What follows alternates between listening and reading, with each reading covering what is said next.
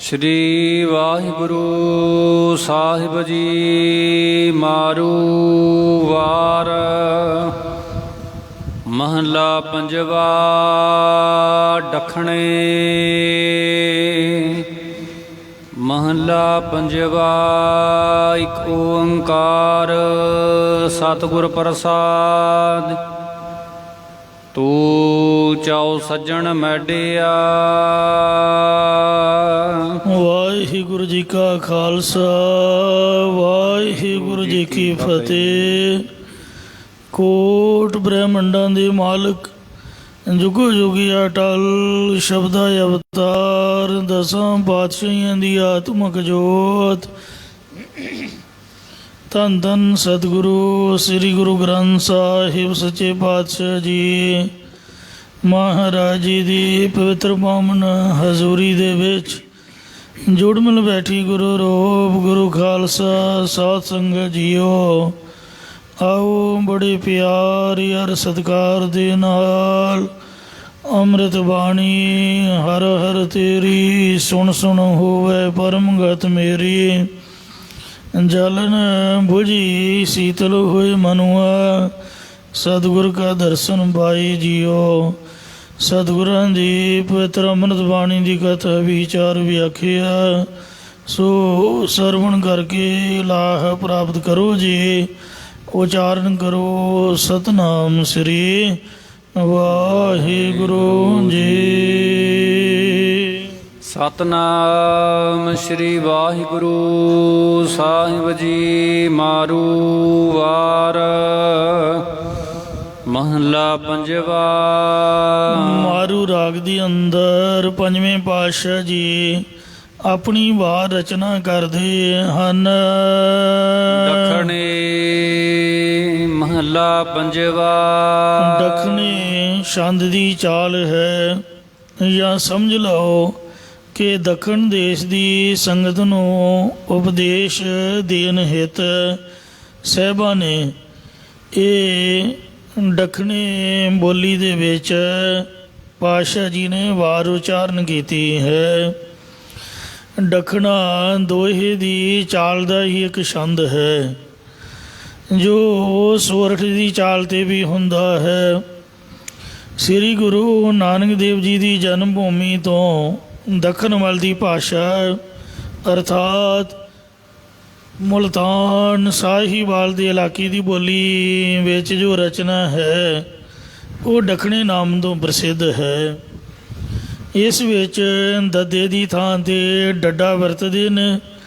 ਸੱਸੇ ਦੀ ਥਾਂ 'ਤੇ ਹਾਹ ਦੀ ਸਵਰਨਤਾ ਬਹੁਤ ਹੁੰਦੀ ਹੈ ਜਿਵੇਂ ਦਿਖਾਓ, ਪਰ ਲਿਖਣਗੇ ਦਿਖਾਓ ਦੱਦੇ ਦੀ ਬਜਾਏ ਡੱਡਾ। ਸਭ ਦੀ ਜਗ੍ਹਾ ਹੱਬ ਦੱਖਣਾ ਇਸ ਕਰਕੇ ਹੈ ਕਿਉਂਕਿ ਪੰਜਾਬ ਤੋਂ ਅਗਲਾ ਇਲਾਕਾ ਪੰਜਾਬ ਦੇ ਦੱਖਣ ਵੱਲ ਹੈ। ਇਸ ਲਈ ਪਾਤਸ਼ਾਹ ਜੀ ਇਹ ਦੱਖਣੀ ਛੰਦ ਦੀ ਚਾਲ ਵਿੱਚ ਜਾਂ ਦੱਖਣ ਦੇਸ਼ ਦੀ ਸੰਗਤ ਨੂੰ ਉਪਦੇਸ਼ ਦਿੰਦੇ ਹੋਏ ਪਾਵਨ ਵਾਰ ਉਚਾਰਨ ਕਰ ਰਹੇ ਹਨ। ਇੱਕ ਓੰਕਾਰ ਇੱਕ ਅਦੁੱਤੀ ਬ੍ਰਹਮ ਓੰਕਾਰ ਜੋ ਸਰਬ ਦਾ ਪ੍ਰਕਾਸ਼ਕ ਹੈ। ਸਤਿਗੁਰ ਪ੍ਰਸਾਦ ਜੋ ਸਤਿਗੁਰਾਂ ਦੀ ਪ੍ਰਸਾਦ ਕਿਰਪਾ ਦੁਆਰਾ ਪ੍ਰਾਪਤ ਹੁੰਦਾ ਹੈ। ਤੂੰ ਚਾਓ ਸੱਜਣ ਮੈਡਿਆ। ਜਿਸ ਸਮੇਂ ਧੰਨ ਸਤਿਗੁਰੂ ਸ੍ਰੀ ਗੁਰੂ ਅਰਜਨ ਦੇਵ ਸਾਹਿਬ ਜੀ ਸ੍ਰੀ ਰਾਮਸਰ ਸਾਹਿਬ ਜੀ ਦੇ ਪਾਵਨ ਅਸਥਾਨ 'ਤੇ ਸ੍ਰੀ ਗੁਰੂ ਗ੍ਰੰਥ ਸਾਹਿਬ ਜੀ ਦੀ ਰਚਨਾ ਕਰ ਰਹੇ ਸਨ, ਉਸ ਸਮੇਂ ਇੱਕ ਦਿਨ ਲੰਮੇ ਦੇਸ਼ ਮੁਲਤਾਨ ਦੇ ਪਾਸ ਦੇ ਇਲਾਕੇ ਤੋਂ ਕੁਝ ਸੰਗਤ ਸਤਿਗੁਰਾਂ ਦੇ ਦਰਸ਼ਨ ਕਰਨ ਲਈ ਆਈ। ਉਹਨਾਂ ਨੇ ਸਤਿਗੁਰਾਂ ਨੂੰ ਨਮਸਕਾਰ ਕਰਕੇ ਉਪਦੇਸ਼ ਦੀ ਯਾਚਨਾ ਕੀਤੀ। ਤਦੋਂ ਸਤਿਗੁਰਾਂ ਨੇ ਮਹਾਰਾਜ ਦੀ ਵਿਸ਼ੇਸ਼ਤਾ ਹੈ ਕਿ ਜਿਹੜੀ ਬੋਲੀ ਜਾਣਦਾ ਹੋਵੇ ਉਹਦੀ ਹੀ ਬੋਲੀ 'ਚ ਮਹਾਰਾਜ ਉਪਦੇਸ਼ ਬਖਸ਼ਦੇ ਸਨ। ਸਤਿਗੁਰਾਂ ਨੇ ਉਹਨਾਂ ਦੀ ਬੋਲੀ ਵਿੱਚ ਇਸ ਵਾਰ ਨੂੰ ਉਚਾਰਨ ਕਰਕੇ ਉਪਦੇਸ਼ ਬਖਸ਼ਿਸ਼ ਕੀਤਾ। ਸੰਗਤ ਨੇ ਪ੍ਰਸ਼ਨ ਕੀਤਾ ਕਿ ਹੇ ਸਤਿਗੁਰੂ ਜੀ, ਪਰਮੇਸ਼ਰ ਦੀ ਪ੍ਰਾਪਤੀ ਕਿਵੇਂ ਹੁੰਦੀ ਹੈ? ਤਾਂ ਮਹਾਰਾਜ ਉੱਤਰ ਬਖਸ਼ਦੇ ਨੇ, ਹੇ ਭਾਈ, ਪਰਮੇਸ਼ਰ ਦੀ ਪ੍ਰਾਪਤੀ ਲਈ ਉਸ ਅੱਗੇ ਸ਼ਰਧਾ ਅਤੇ ਪਿਆਰ ਦੇ ਸਹਿਤ ਹੋ ਕੇ ਇੰਜ ਬੇਨਤੀ ਕਰੋ। ਚਾਉ ਸੱਜਣ ਮੈਡਿਆ। ਹੇ ਮੇਰੇ ਪਿਆਰੇ ਮਿੱਤਰ ਪਰਮਾਤਮਾ, ਜੇਕਰ ਤੂੰ ਇਹ ਉਚਾਰਨ ਕਰੇ ਕਿ ਜੇ ਮੈਨੂੰ ਪ੍ਰਾਪਤ ਹੋਣਾ ਹੈ ਤਾਂ ਆਪਣਾ ਸਿਰ ਭੇਟ ਕਰੋ, ਤਦੋਂ ਅਸੀਂ ਆਪਣਾ ਪ੍ਰਤੱਖ ਸਿਸ ਉਤਾਰ। ਪ੍ਰਤੱਖ ਸਿਰ ਜਾਂ ਹੰਕਾਰ ਰੂਪ ਸਿਰ ਉਤਾਰ ਕੇ ਲਾ ਕੇ ਤੇਰੀ ਭੇਟ ਦੇਣਾ ਕਰਦੇ ਹਾਂ। ਐਸਾ ਸਤਿਗੁਰ ਜੇ ਮਿਲੈ ਤਿਸ ਨੂੰ ਸਿਰ ਸੌਂਪੀਐ, ਵਿੱਚੋਂ ਆਪ ਜਾਏ। ਸਤਿਗੁਰ ਆਗੈ ਸੀਸ ਭੇਟ ਦਿਓ, ਜੇ ਸਤਿਗੁਰ ਸਾਚੇ ਭਾਵੈ। ਲੈਣ ਮਹਿੰਜੀ ਤਰਸਦੇ। ਹੇ ਪ੍ਰਭੂ, ਮੇਰੇ ਪ੍ਰਤੱਖ ਨੇਤਰ ਤੇਰੇ ਸਰਗੁਣ ਸਰੂਪ ਨੂੰ ਵੇਖਣ ਲਈ ਤਰਸਦੇ ਹਨ, ਜਾਂ ਮਨ ਬੁੱਧ ਰੂਪ ਨੇਤਰ ਤੇਰੇ ਨਿਰਗੁਣ ਸਰੂਪ ਨੂੰ ਸਾਖਸ਼ਾਤ ਦੇਖਣ ਲਈ ਤਰਸ ਰਹੇ ਹਨ। ਤਦ ਪਸੀ ਦੀਦਾਰ। ਕਿ ਤੇਰੇ ਦਰਸ਼ਨਾਂ ਨੂੰ ਮੈਂ ਕਦੋਂ ਦੇਖਾਂਗਾ? ਹੇ ਭਾਈ, ਤੂੰ ਇਤਨਾ ਪ੍ਰੇਮ ਕਿਉਂ ਕਰਦਾ ਹੈ? ਨੀਹੋ ਮਹਿੰਜਾ ਤਉ ਨਾ ਮਹਲਾ ਪੰਜਵਾ। ਤਾਂ ਪੰਜਵੇਂ ਪਾਤਸ਼ਾਹ ਸਤਿਗੁਰੂ ਅਰਜਨ ਦੇਵ ਜੀ ਆਪ ਹੀ ਉੱਤਰ ਰੂਪ ਦੇ ਵਿੱਚ ਬਖਸ਼ਿਸ਼ ਕਰ ਰਹੇ ਨੇ। ਨੀਹੋ ਮਹਿੰਜਾ ਤਉ ਨਾਲ। ਹੇ ਪ੍ਰਭੂ, ਮੇਰਾ ਨੀਹੋ ਪ੍ਰੇਮ ਤੇਰੇ ਨਾਲ ਹੀ ਹੈ। ਨੇਹ ਕੁੜਾਵੇ ਡੇਖ। ਹੋਰ ਸੰਬੰਧੀਆਂ ਪਦਾਰਥਾਂ ਆਦਿਕ ਦੇ ਬਿਆ ਦੂਸਰੇ ਨੇਹ ਪ੍ਰੇਮ ਮੈਂ ਕੂੜਾਵੇ ਝੂਠੇ ਹੀ ਵੇਖਣ ਕੀਤੇ ਹਨ। ਕੱਪੜ ਭੋਗ ਡਰਾਵਣੇ।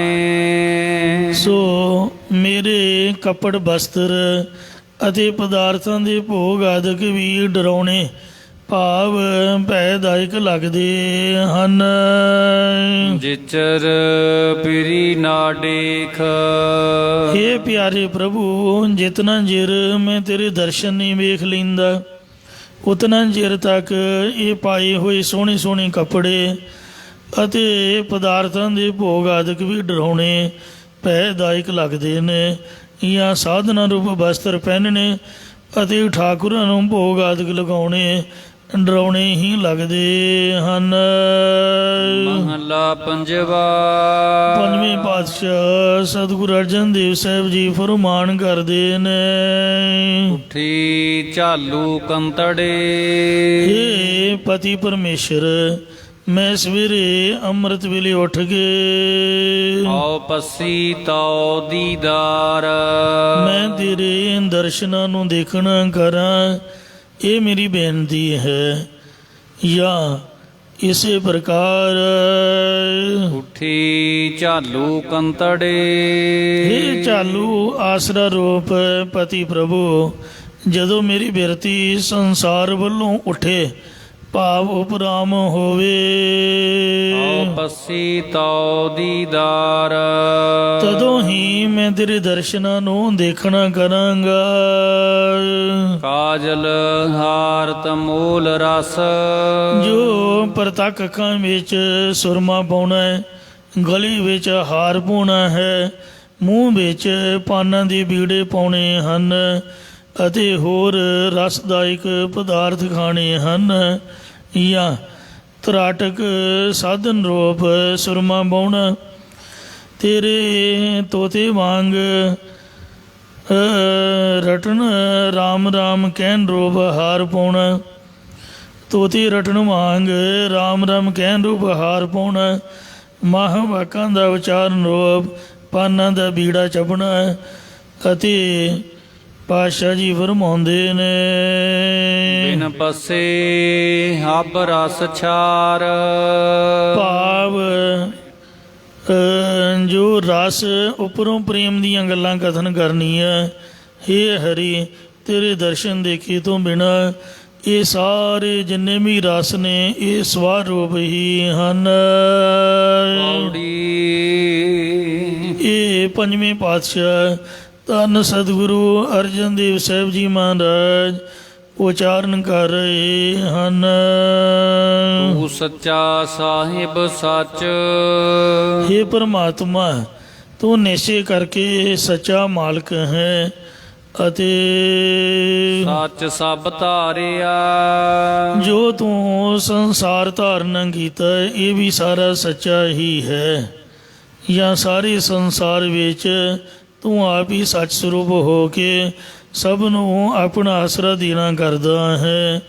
ਇਸੇ ਪ੍ਰਕਾਰ ਤੂੰ ਸੱਚਾ ਸਾਹਿਬ ਸੱਚ, ਇਹ ਮਾਲਕ ਪਰਮਾਤਮਾ ਤੂੰ ਜਗਤ ਦੀ ਆਦ ਵਿੱਚ ਵੀ ਸੱਚ ਸਰੂਪ ਸੀ, ਉਤਪਤੀ ਕਾਲ ਵੇਲੇ ਵੀ ਸੱਚ ਸਰੂਪ ਸੀ, ਪਾਲਣਾ ਵੇਲੇ ਵੀ ਸੱਚ ਸਰੂਪ ਹੁੰਦਾ ਹੈ। ਸੱਚ ਸਭ ਧਾਰਿਆ।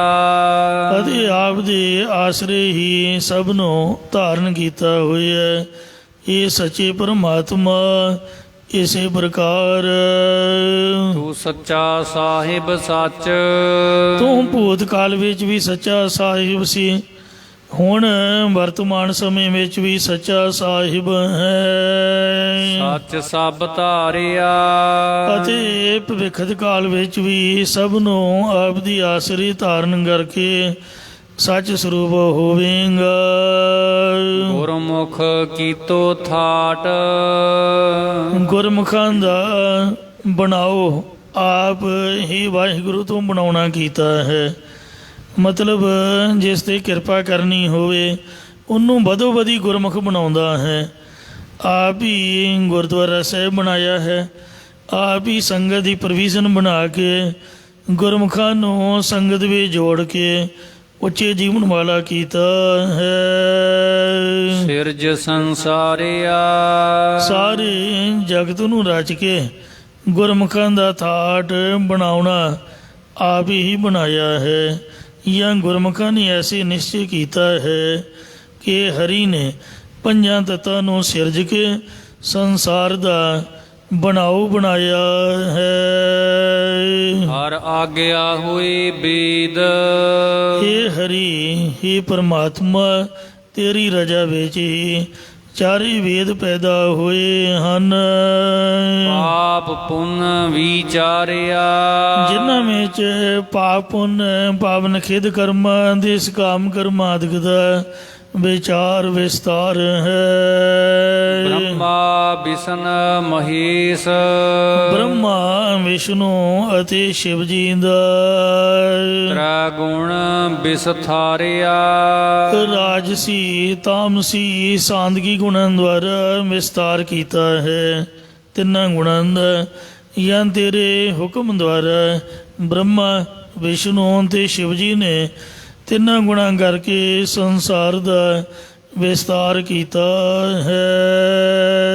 ਨਵਖੰਡ ਪ੍ਰਿਥਵੀ ਸਾਜ, हे ਪਰਮਾਤਮਾ ਤੂੰ ਨੌ ਖੰਡਾਂ ਵਾਲੀ ਧਰਤੀ ਰਚ ਕਰਕੇ ਹਰ ਰੰਗ ਸਵਾਰਿਆ। ਹਰੇਕ ਰੰਗਾਂ ਦੇ ਜੀਵਨ ਨੂੰ ਸਵਾਰਨਾ ਕੀਤਾ ਹੈ। ਵੇਕੀ ਜੰਤੋ ਪਾਈ, हे ਪਰਮਾਤਮਾ ਤੂੰ ਭਿੰਨ ਭਿੰਨ ਜੀ ਪੈਦਾ ਕਰਕੇ ਅੰਤਰ ਕਲ ਧਾਰਿਆ।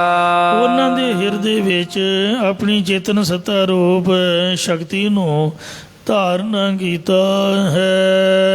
ਤੇਰਾ ਅੰਤ ਨਾ ਜਾਣੈ ਕੋਈ, ਹੇ ਵਾਹਿਗੁਰੂ ਤੇਰਾ ਅੰਤ ਜਿਹੜਾ ਅਖੀਰ ਹੈ ਕੋਈ ਵੀ ਮਨੁੱਖ ਉਹ ਨਹੀਂ ਜਾਣ ਸਕਦਾ, ਭਾਵ ਤੂੰ ਬੇਅੰਤ ਹੈ। ਸੱਚ ਸਿਰਜਣ ਹਾਰਿਆ। ਹੇ ਸੱਚੇ ਰਚਨਹਾਰ ਪਰਮਾਤਮਾ ਤੇਰੇ ਗੁਣਾਂ ਦਾ ਵੀ ਕੋਈ ਮਨੁੱਖ ਅੰਤ ਨਹੀਂ ਪਾ ਸਕਦਾ।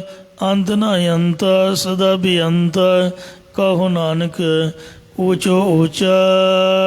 ਤੂੰ ਜਾਣ ਹੈ ਸਭ ਵਿਦ ਆਪ, हे ਪਰਮਾਤਮਾ ਤੂੰ ਆਪ ਹੀ ਜਗਤ ਦੇ ਪਾਲਣ ਪੋਸ਼ਣ ਆਦਿਕ ਦੀਆਂ ਸਾਰੀਆਂ ਵਿਧੀਆਂ ਜੁਗਤੀਆਂ ਨੂੰ ਜਾਣਦਾ ਹੈ। ਗੁਰਮੁਖ ਨਿਸਤਾਰਿਆ ਤੂੰ ਆਪ ਹੀ ਗੁਰਮੁਖਾਂ ਨੂੰ ਗੁਰਾਂ ਦੁਆਰਾ ਸੰਸਾਰ ਸਮੁੰਦਰ ਤੋਂ ਤਾਰਨਾ ਕਰਦਾ ਹੈ। ਜਾਂ ਗੁਰਮੁਖ ਜਾਣਦੇ ਨੇ ਜਿਨ੍ਹਾਂ ਨੂੰ ਤਾਰਨਾ ਕੀਤਾ ਹੈ। ਦੱਖਣੇ ਮਹੱਲਾ ਪੰਜਵਾ। ਦੱਖਣੇ ਛੰਦ ਦੀ ਚਾਲ ਵਿੱਚ ਪੰਜਵੇਂ ਪਾਤਸ਼ਾਹ ਸਤਿਗੁਰੂ ਅਰਜਨ ਦੇਵ ਜੀ ਮਹਾਰਾਜ ਨੇ ਇਹ ਪਾਵਨ ਸ਼ਲੋਕ ਹਰੀ ਨਾਲ ਮਿਲਣ ਦੀ ਤਾਂਗ ਕਥਨ ਕਰਨ ਹਿਤ ਉਚਾਰਿਆ। ਅਰਥਾਤ ਜਦੋਂ ਬਿਰਤੀ ਸੰਸਾਰਾਕਾਰ ਨਾ ਰਹੇ, ਕੇਵਲ ਪਰਮੇਸ਼ਰ ਦੇ ਪ੍ਰਾਇਣ ਹੋ ਜਾਵੇ, ਤਦੋਂ ਹਰ ਸਮੇਂ ਉਸੇ ਦੇ ਮੇਲ ਨੂੰ ਲੋਚਦੀ ਹੈ ਅਤੇ ਉਸ ਵਿੱਚੋਂ ਨਿਕਲਣਾ ਨਹੀਂ ਚਾਹੁੰਦੀ। ਜੇਕਰ ਕਦੇ ਬਿਰਤੀ ਉਧਰੋਂ ਰਤਾ ਕੋ ਉਖੜਨ ਲੱਗੇ, ਤਦੋਂ ਕੀ ਇਲਾਜ ਕੀਤਾ ਜਾਏ? ਕਿਉਂਕਿ ਦੇਹ ਹੁੰਦਿਆਂ ਪਰ ਬਿਰਤੀ ਦੀਆਂ ਖਿੱਚਾਂ ਬਿਰਤੀ ਨੂੰ ਉਖੇੜਨ ਦਾ ਅਸਰ ਜ਼ਰੂਰ ਕਰ ਦਿੰਦੀਆਂ ਨੇ। ਸੋ ਉਸ ਅਵਸਥਾ ਦਾ ਉਪਰਾਲਾ ਗੁਰੂ ਸਾਹਿਬ ਜੀ ਦੱਸਦੇ ਨੇ ਕਿ ਬੇਨਤੀ ਕਰੋ ਅਤੇ ਐਸਾ ਕਹੋ, ਜੇ ਤੂੰ ਮਿੱਤਰ ਸਾਡੜਾ। ਹੇ ਪਰਮਾਤਮਾ, ਜੇਕਰ ਤੂੰ ਸਾਡਾ ਸੱਜਣ ਹੈ, ਇੱਕ ਭੋਰੀ ਨਾ ਵਿਛੋੜ, ਤਾਂ ਫਿਰ ਤੂੰ ਸਾਨੂੰ ਆਪਣੇ ਨਾਲੋਂ ਇੱਕ ਰੰਚਕ ਮਾਤਰ ਵੀ ਨਾ ਵਿਛੋੜ, ਜਾਂ ਸਾਡੀ ਇੱਕ ਭੋਲੀ ਜਿਹੀ ਬਿਰਤੀ ਨੂੰ ਨਾ ਵਿਛੋੜ।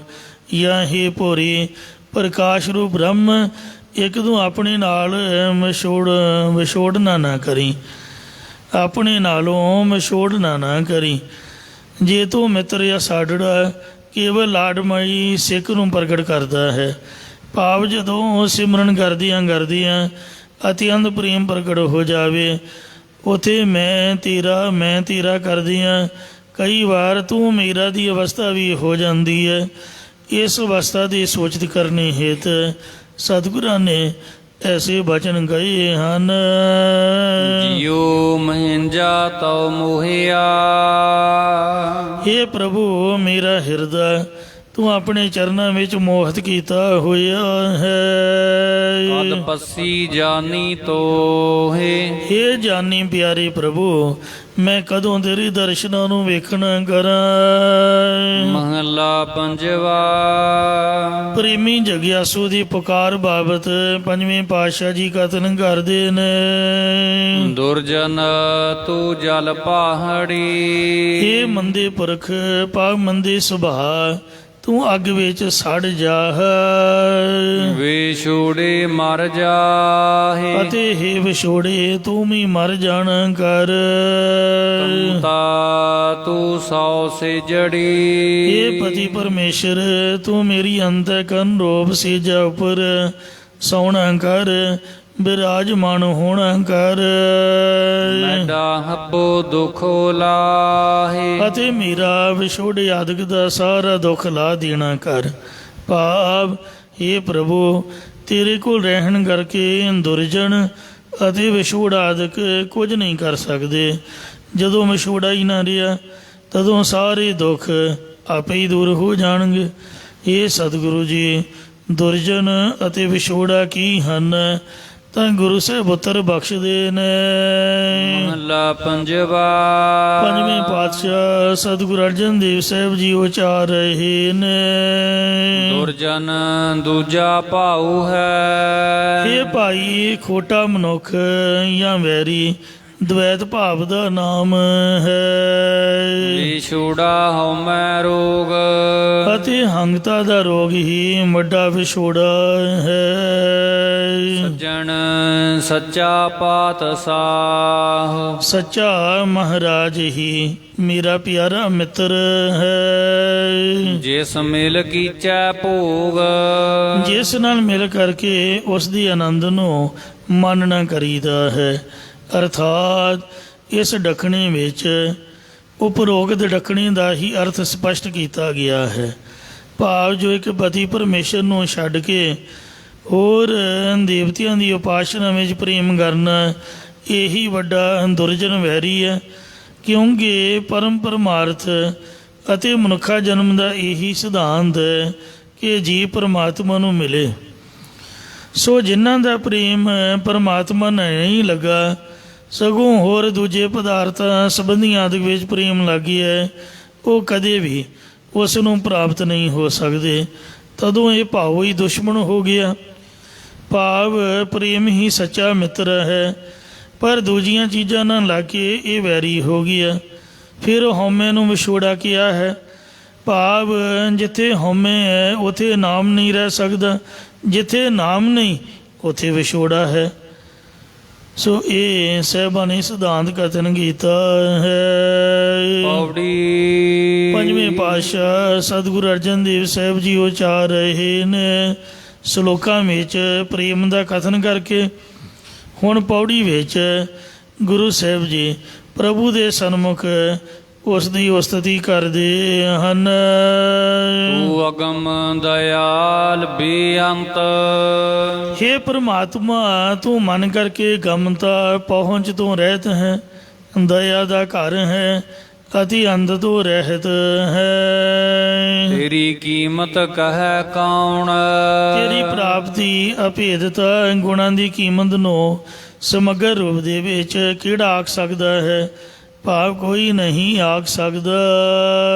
ਤੁਧ ਸਿਰਜਿਆ ਸਭ ਸੰਸਾਰ, ਹੇ ਪ੍ਰਮਾਤਮਾ ਤੂੰ ਆਪ ਹੀ ਸਾਰਾ ਸੰਸਾਰ ਰਚਨਾ ਕੀਤਾ ਹੈ। ਤੂੰ ਨਾਇਕ ਸਗਲ ਭਾਉਣ, ਤੂੰ ਹੀ ਸਾਰੇ ਭਵਨਾਂ ਦਾ ਪ੍ਰੇਰਕ ਸੁਆਮੀ ਹੈ। ਤੇਰੀ ਕੁਦਰਤ ਕੋਈ ਨਾ ਜਾਣੈ, ਹੇ ਪ੍ਰਮਾਤਮਾ ਤੇਰੀ ਸ਼ਕਤੀ ਨੂੰ ਕੋਈ ਵੀ ਮਨੁੱਖ ਨਹੀਂ ਜਾਣ ਸਕਦਾ। ਮੇਰੇ ਠਾਕੁਰ ਸਗਲ ਰਾਉਣ, ਹੇ ਮੇਰੇ ਮਾਲਕ ਪ੍ਰਮਾਤਮਾ ਤੂੰ ਸਾਰੇ ਥਾਵਾਂ ਦੇ ਵਿੱਚ ਰਮਨ ਵਿਚਰਨਾ ਕਰਦਾ ਹੈ ਜਾਂ ਸਭ ਥਾਈਂ ਵਿਆਪਕ ਹੈ। ਤੁਧ ਆਪੜ ਕੋਈ ਨਾ ਸਕੈ, ਹੇ ਪ੍ਰਮਾਤਮਾ ਤੇਰੇ ਸਰੂਪ ਤੱਕ ਕੋਈ ਵੀ ਦੂਜਾ ਬਣ ਕੇ ਪਹੁੰਚ ਨਹੀਂ ਸਕਦਾ। ਤੂੰ ਅਬਿਨਾਸੀ ਜਗਤ ਉਦਰਣ, ਜਗਤ ਬੋਲਿਆ ਗਿਆ। ਤੂੰ ਅਬਿਨਾਸੀ ਜਗ ਉਦਰਣ, ਉਦਾਹਰਣ ਫਿਰ ਕਰ ਦੋ। ਤੂੰ ਅਬਿਨਾਸੀ ਜਗ ਉਦਾਹਰਣ, ਹੇ ਪ੍ਰਮਾਤਮਾ ਤੂੰ ਨਾਸ਼ ਤੋਂ ਰਹਿਤ ਹੈ ਅਤੇ ਸਾਰੇ ਜਗਤ ਸੰਸਾਰ ਦਾ ਉਧਾਰ ਭਾਰ ਉਤਾਰਾ ਕਰਨੇ ਵਾਲਾ ਹੈ। ਇਹ ਆਪ ਦੀ ਕਿਰਪਾ ਹੈ। ਜਿਹੜਾ ਤੇਰੇ ਕੋਲ ਪਹੁੰਚਦਾ ਹੈ ਉਹ ਤੇਰੇ ਵਿੱਚ ਅਭੇਦ ਹੋਇਆ ਹੀ ਪਹੁੰਚਦਾ ਹੈ। ਅਨਾਥ ਕਵੀ ਨੇ ਵਿਚਾਰ ਸਾਗਰ ਵਿੱਚ ਲਿਖਿਆ ਹੈ, ਕਹਿੰਦੇ ਚੱਲੀ ਲਾਉਣ ਕੀ ਪੋਤਰੀ, ਲੂਣ ਦੀ ਡਲੀ ਧਾਗਾ ਬਣ ਕੇ ਸਮੁੰਦਰ ਵਿੱਚ ਸੁੱਟੀ ਕਿ ਸਮੁੰਦਰ ਦਾ ਹੇਠਲਾ ਤਲਾ ਮਾਪ ਕੇ ਆ ਕੇ ਕਿੰਨਾ ਡੂੰਘਾ ਹੈ। ਚੱਲੀ ਲਾਉਣ ਕੀ ਪੋਤਰੀ ਥਾਹੇ ਸਿੰਧ ਕੋ ਲੈਣ, ਆਪ ਮਿਲੇ ਆਪੇ ਪਈ ਉਲਟ ਕਹੇ ਕੋ ਬੈਣ। ਉਹ ਤਾਂ ਥੋੜ੍ਹਾ ਜਿਹਾ ਹੇਠਾਂ ਜਾਂਦੀਆਂ ਸਾਰੀ ਵਿੱਚ ਇੱਕ ਮਿੱਕ ਹੋ ਗਈ ਅਤੇ ਵਾਪਸ ਇਕੱਲਾ ਧਾਗਾ ਹੀ ਆਇਆ। ਮੁੜ ਕੇ ਤੁਹਾਨੂੰ ਵਾਪਸ ਆ ਕੇ ਦੱਸੇ ਕੌਣ ਕਿ ਸਮੁੰਦਰ ਇੰਨਾ ਡੂੰਘਾ ਹੈ। ਇਉਂ ਜਿਹੜੇ ਰੱਬ ਦੇ ਪਿਆਰ ਵਾਲੇ ਉਸ ਦਾ ਨਾਮ ਜਪਦੇ ਨੇ, ਉਹ ਜਿਉਂ ਜਲ ਮਹਿ ਜਲ ਆਈ ਖਟਾਨਾ, ਤਿਉਂ ਜੋਤੀ ਸੰਗ ਜੋਤ ਸਮਾਨਾ, ਮਿਟ ਗਈ ਗਮਨ ਪਾਏ ਵਿਸਰਾਮ, ਨਾਨਕ ਪ੍ਰਭ ਕੈ ਸਤਿਗੁਰਬਾਣ। ਉਸ ਵਾਹਿਗੁਰੂ ਵਿੱਚ ਇੱਕ ਮਿਕ ਹੋ ਜਾਂਦੇ ਨੇ, ਮੁੜ ਕੇ ਦੱਸਣ ਜੋਗੇ ਨਹੀਂ ਰਹਿੰਦੇ। ਕਬੀਰ ਤੂੰ ਤੂੰ ਕਰਤਾ ਤੂੰ ਹੋਆ, ਮੁਝ ਮੈਂ ਰਹਾ ਨਾ ਹੋ, ਜਬ ਆਪਾ ਪਰਕਾ ਮਿਟ ਗਿਆ ਤੇ ਜਤ ਦੇਖੋ ਤਤ ਤੂੰ। हे ਪ੍ਰਮਾਤਮਾ ਤੁਧ ਅਪੜ ਕੋਈ ਨਾ ਸਕੈ, ਤੇਰੇ ਸਰੂਪ ਤੱਕ ਕੋਈ ਦੂਜਾ ਬਣ ਕੇ ਅਪੜ ਨਹੀਂ ਸਕਦਾ। ਤੂੰ ਅਬਨਾਸੀ ਜਗ ਉਦਾਹਰਨ, ਤੂੰ ਨਾਸ਼ ਤੋਂ ਰਹਿਤ ਸਾਰੇ ਸੰਸਾਰ ਦਾ ਉਧਾਰ ਪਾਰ ਉਤਾਰਾ ਕਰਨੇ ਵਾਲਾ ਹੈ, ਸਭਨਾਂ ਨੂੰ ਆਸਰਾ ਦੇਣ ਵਾਲਾ ਹੈ। ਥਾਪੇ ਚਾਰੇ ਜੁਗ, हे ਪ੍ਰਮਾਤਮਾ ਤੂੰ ਆਪ ਹੀ ਸਤਿਯੁਗ ਤ੍ਰੇਤਾ ਦੁਆਪਰ ਭਣੀਐ, ਕਲਯੁਗ ਊਤਮੋ ਜੁਗਾ ਮਾਹੇ। ਇਹ ਕਲਯੁਗ ਆਦਿਕ ਸਾਰੇ ਯੁਗ ਤੂੰ ਅਸਥਿਤ ਕੀਤੇ ਨੇ। ਤੂੰ ਕਰਤਾ ਸਗਲ ਧਰਣ, ਤੂੰ ਆਪ ਹੀ ਸਾਰੀ ਧਰਤੀ ਦਾ ਰਚਨਹਾਰ ਹੈ। ਉਦਿਆਵਣ ਜਾਣਾ ਕੀਆ, ਇਹ ਪਰਮਾਤਮਾ ਤੂੰ ਆਪ ਹੀ ਸੰਸਾਰ ਦੇ ਜੀਵਨ ਦਾ ਜੰਮ ਕੇ ਆਉਣਾ ਤੇ ਮਰ ਕੇ ਜਾਣਾ, ਪਾਪ ਜੰਮਣ ਮਰਨਾ ਕੀਤਾ ਹੈ। ਉਦਲੀਪ ਨਾ ਲੱਗੈ ਤ੍ਰਿਣ, ਪਰ ਤੈਨੂੰ ਕੱਖ ਮਾਤਰ ਵੀ ਕਿਸੇ ਚੀਜ਼ ਦੀ ਲਪਾਈ ਮੰਨਦਾ ਨਹੀਂ ਲੱਗਦੀ, ਜਾਂ ਤਿੰਨਾਂ ਗੁਣਾ ਰੂਪ ਕੱਖ ਦੀ ਤੇਰੇ ਵਿੱਚ ਲਪਾਈ ਮੰਨਦਾ ਨਹੀਂ ਹੈ। ਜਿਸ ਹੋਵੈ ਆਪ ਦਇਆਲ, ਹੇ ਪ੍ਰਮਾਤਮਾ ਜਿਸ ਮਨੁੱਖ ਉਤੇ ਤੂੰ ਆਪ ਦਇਆਵਾਨ ਹੁੰਦਾ ਹੈ, ਤਿਸ ਲਾਭ ਹੈ ਸਤ ਗੁਰ ਚਰਨ, ਤਿਸ ਨੂੰ ਤੂੰ ਆਪ ਹੀ ਸਤਿਗੁਰਾਂ ਦੇ ਚਰਨ ਸ਼ਰਨ ਵਿੱਚ ਲਾ ਦਿੰਦਾ ਹੈ। ਤੂੰ ਹੋਰ ਤੋ ਪਾਏ ਨਾ ਲੱਭਹੀ, ਹੇ ਪ੍ਰਭੂ ਸਤਿਗੁਰਾਂ ਦੀ ਚਰਨ ਸ਼ਰਨ ਲੱਗੀਆਂ ਤੋਂ ਬਿਨਾਂ ਤੂੰ ਕਿਸੇ ਹੋਰ ਯਤਨਾਂ ਕਰਕੇ ਲੱਭਦਾ ਪ੍ਰਾਪਤ ਨਹੀਂ ਹੁੰਦਾ ਹੈ। ਅਬਿਨਾਸੀ ਸ੍ਰਿਸ਼ਟ ਧਾਰ ਕਰਨ, ਤੂੰ ਨਾਸ਼ ਤੋਂ ਰਹਿਤ ਅਤੇ ਸਾਰੀ ਸ੍ਰਿਸ਼ਟੀ ਨੂੰ ਰਚਨ ਵਾਲਾ ਹੈ। ਦੱਖਣੇ ਮਹੱਲਾ ਪੰਜਵਾ, ਦੱਖਣੇ ਛੰਦ ਦੀ ਚਾਲ ਵਿੱਚ ਪੰਜਵੇਂ ਪਾਤਸ਼ਾਹ ਸਤਿਗੁਰੂ ਅਰਜਨ ਦੇਵ ਜੀ ਇਸ ਮਾਰੂ ਦੀ ਵਾਰ ਦਾ ਤੀਸਰਾ ਸ਼ਲੋਕ ਇਸਤਰੀ ਦੇ ਅਲੰਕਾਰ ਦੁਆਰਾ ਪ੍ਰੇਮੀ ਦੀ ਭੇਣ ਦੀ ਕਥਨ ਕਰਦੇ ਨੇ। ਉਚਾਰਨ ਕਰਕੇ ਪਹਿਲਾਂ ਦ੍ਰਿਸ਼ਟਾਂਤ ਰੂਪ ਵਿੱਚ ਕਥਨ ਕਰਦੇ ਹਨ। ਜੇ ਤੂੰ ਵਤ ਹੈ ਅੰਗਣੇ, ਜਿਵੇਂ ਪਤ ਵਰਤਾ ਔਰਤ ਪਰਦੇਸ ਗਏ ਪਤੀ ਦੀ ਉਡੀਕ ਕਰਦੀ ਹੋਈ ਕਹਿੰਦੀ ਹੈ ਕਿ ਹੇ ਪਤੀ, ਜੇਕਰ ਤੂੰ ਮੇਰੇ ਵਿਹੜੇ ਵਿੱਚ ਫਿਰਦਾ ਰਹੇ ਫੇਰਾ ਪਾ ਜਾਵੇਂ, ਹੱਬ ਧਰਤ ਸੁਹਾਵੀ ਹੋਏ, ਤਾਂ ਮੇਰੇ ਵਾਸਤੇ ਸਾਰੀ ਧਰਤੀ ਹੋਈ ਸ਼ੋਭਨੀਕ ਹੋ ਜਾਏ। ਸਾ ਧਰਤ ਪਈ ਹਰੀ ਆਵਲੀ, ਜਿੱਥੇ ਮੇਰਾ ਸਤਿਗੁਰ ਬੈਠਾ ਏ, ਸੇ ਜੰਦ ਪਏ ਹਰੀ ਆਵਲੇ, ਜਿਨੀ ਮੇਰਾ ਸਤਿਗੁਰ ਦੇਖਿਆ ਜਾਏ। ਇਕਸ ਕੰਤੈ ਬਾਹਰੀ, ਹੇ ਪਤੀ ਇੱਕ ਤੇਰੇ ਤੋਂ ਬਿਨਾ ਮੈਡੀ ਬਾਤ ਨਾ ਪੁੱਛੈ ਕੋ, ਮੇਰੀ ਪਰਿਵਾਰ ਵਿੱਚ ਕੋਈ ਗੱਲ ਨਹੀਂ ਪੁੱਛਦਾ, ਪਰ ਮੇਰੀ ਲੋੜ ਨਹੀਂ ਸਮਝੀ ਜਾਂਦੀ। ਜੇ ਪਤੀ ਸਿਰ ਤੇ ਨਹੀਂ ਹੈ ਤਾਂ ਸਾਰੇ ਹੀ ਸੰਬੰਧੀ ਦੁਖਦਾਈ ਬਣ ਜਾਂਦੇ ਨੇ। ਪਤਾ ਵੀ ਇਹਦਾ ਘਰ ਵਾਲਾ ਇਹਦੇ ਕੋਲ ਨਹੀਂ ਹੈ। ਜੇ ਪਤੀ ਹਾਜ਼ਰ ਹੈ ਫਿਰ ਸਾਰੇ ਸਤਿਕਾਰ ਕਰਦੇ ਨੇ। ਮਹੱਲਾ ਪੰਜਵਾ, ਪੰਜਵੇਂ ਪਾਤਸ਼ਾਹ ਸ੍ਰੀ ਗੁਰੂ ਅਰਜਨ ਦੇਵ ਜੀ ਫਰਮਾਉਂਦੇ ਨੇ, ਹੱਬੇ ਟੋਲ ਸੁਹਾਵਣੇ, ਉਸ ਇਸਤਰੀ ਦੇ ਸਾਰੇ ਹੀ ਪਦਾਰਥ ਸ਼ੋਭਨੀਕ ਹੁੰਦੇ ਨੇ। ਸਹੁ ਬੈਠਾ ਅੰਗਣ ਮੱਲ, ਜਿਸ ਦੇ ਵਿਹੜੇ ਨੂੰ ਉਸ ਦਾ ਪਤੀ ਮੱਲ ਕੇ ਬੈਠਾ ਹੋਵੇ, ਪਹੀ ਨਾ ਵੰਜੈ ਬਿਰਥੜਾ, ਤਦੋਂ ਫਿਰ ਜਿਹੜਾ ਵੀ ਘਰ ਚੱਲ ਕੇ ਆ ਜਾਵੇ ਉਹ ਪਤੀ ਰਾਹੀ ਪ੍ਰਾਹੁਣਾ ਮੰਗਤਾ ਖਾਲੀ ਨਹੀਂ ਜਾਂਦਾ ਹੈ। ਜਿਹੜਾ ਪਹੀ ਰਾਹੀ ਹੈ, ਪ੍ਰਾਹੁਣਾ ਹੈ, ਮੰਗਤਾ ਹੈ, ਉਹ ਖਾਲੀ ਨਹੀਂ ਜਾਂਦਾ। ਜੋ ਘਰ ਆਵੈ ਚੱਲ, ਜਿਹੜਾ ਵੀ ਅੰਨ ਜਲ ਦੀ ਇੱਛਾ ਵਾਲਾ ਉਹਨੂੰ ਅੰਨ ਮਿਲਦਾ, ਪਾਣੀ ਦੀ ਇੱਛਾ ਵਾਲੇ ਨੂੰ ਪਾਣੀ ਮਿਲਦਾ ਹੈ, ਅਤੇ ਵਸਤਰਾਂ ਦੀ ਇੱਛਾ ਵਾਲੇ ਨੂੰ ਵਸਤਰ ਦਿੱਤੇ ਜਾਂਦੇ ਨੇ। ਕੋਈ ਖਾਲੀ ਨਹੀਂ ਜਾਂਦਾ ਜਿਹੜਾ ਘਰ ਚੱਲ ਕੇ ਆਵੇ, ਕਿਉਂਕਿ ਪਤੀ ਤੋਂ ਬਿਨਾਂ ਪਤ ਵਰਤਾ ਔਰਤ ਕਿਸੇ ਪਰਾਏ ਮਰਦ ਦਾ ਘਰ ਵਿੱਚ ਆਉਣਾ ਪਸੰਦ ਨਹੀਂ ਕਰਦੀ। ਗੱਲ ਕਰਨੀ ਹੋਵੇ ਗੇਟ 'ਤੇ ਬਰੂਹਾਂ ਦਹਿਲੀਜ਼ ਵਿੱਚ ਖਲੋ ਕੇ ਹੀ ਕਰਨੀ ਬਣਦੀ ਹੈ, ਅਤੇ ਉਹਨੂੰ ਬੀਬੀ ਨੂੰ ਸਮਾਜ ਦੇ ਭੈ ਕਰਕੇ ਅਤੇ ਅੰਦਰ ਕਿਸੇ ਨੂੰ ਬੁਲਾਉਣ ਦੀ ਇਜਾਜ਼ਤ ਨਹੀਂ ਹੈ। ਇਸ ਕਰਕੇ ਉਹ ਗੇਟ ਤੋਂ ਖਾਲੀ ਹੋਈ ਮੋੜ ਦਿੰਦੀ ਹੈ। ਜੇ ਪਤੀ ਘਰ ਹੈ ਅਤੇ ਘਰ ਰੌਣਕ ਲੱਗੀ ਰਹਿੰਦੀ ਹੈ, ਆਏ ਗਏ ਦੀ ਸੇਵਾ ਹੁੰਦੀ ਹੈ, ਇਸ ਕਰਕੇ ਦਾਨ ਪੁੰਨ ਵੀ ਹੁੰਦਾ। ਇਹ ਮਹਾਰਾਜ ਨੇ ਦ੍ਰਿਸ਼ਟਾਂਤ ਦਿੱਤਾ ਹੈ। ਸਾਡੇ ਘਰ ਤੋਂ ਉਪਦੇਸ਼ ਆਰੰਭ ਕੀਤਾ ਹੈ। ਹੁਣ ਇਸੇ ਹੀ ਸ਼ਬਦ ਦਾ ਅੰਤਰੀ ਭਾਵ ਸਰਵਣ ਕਰੋ।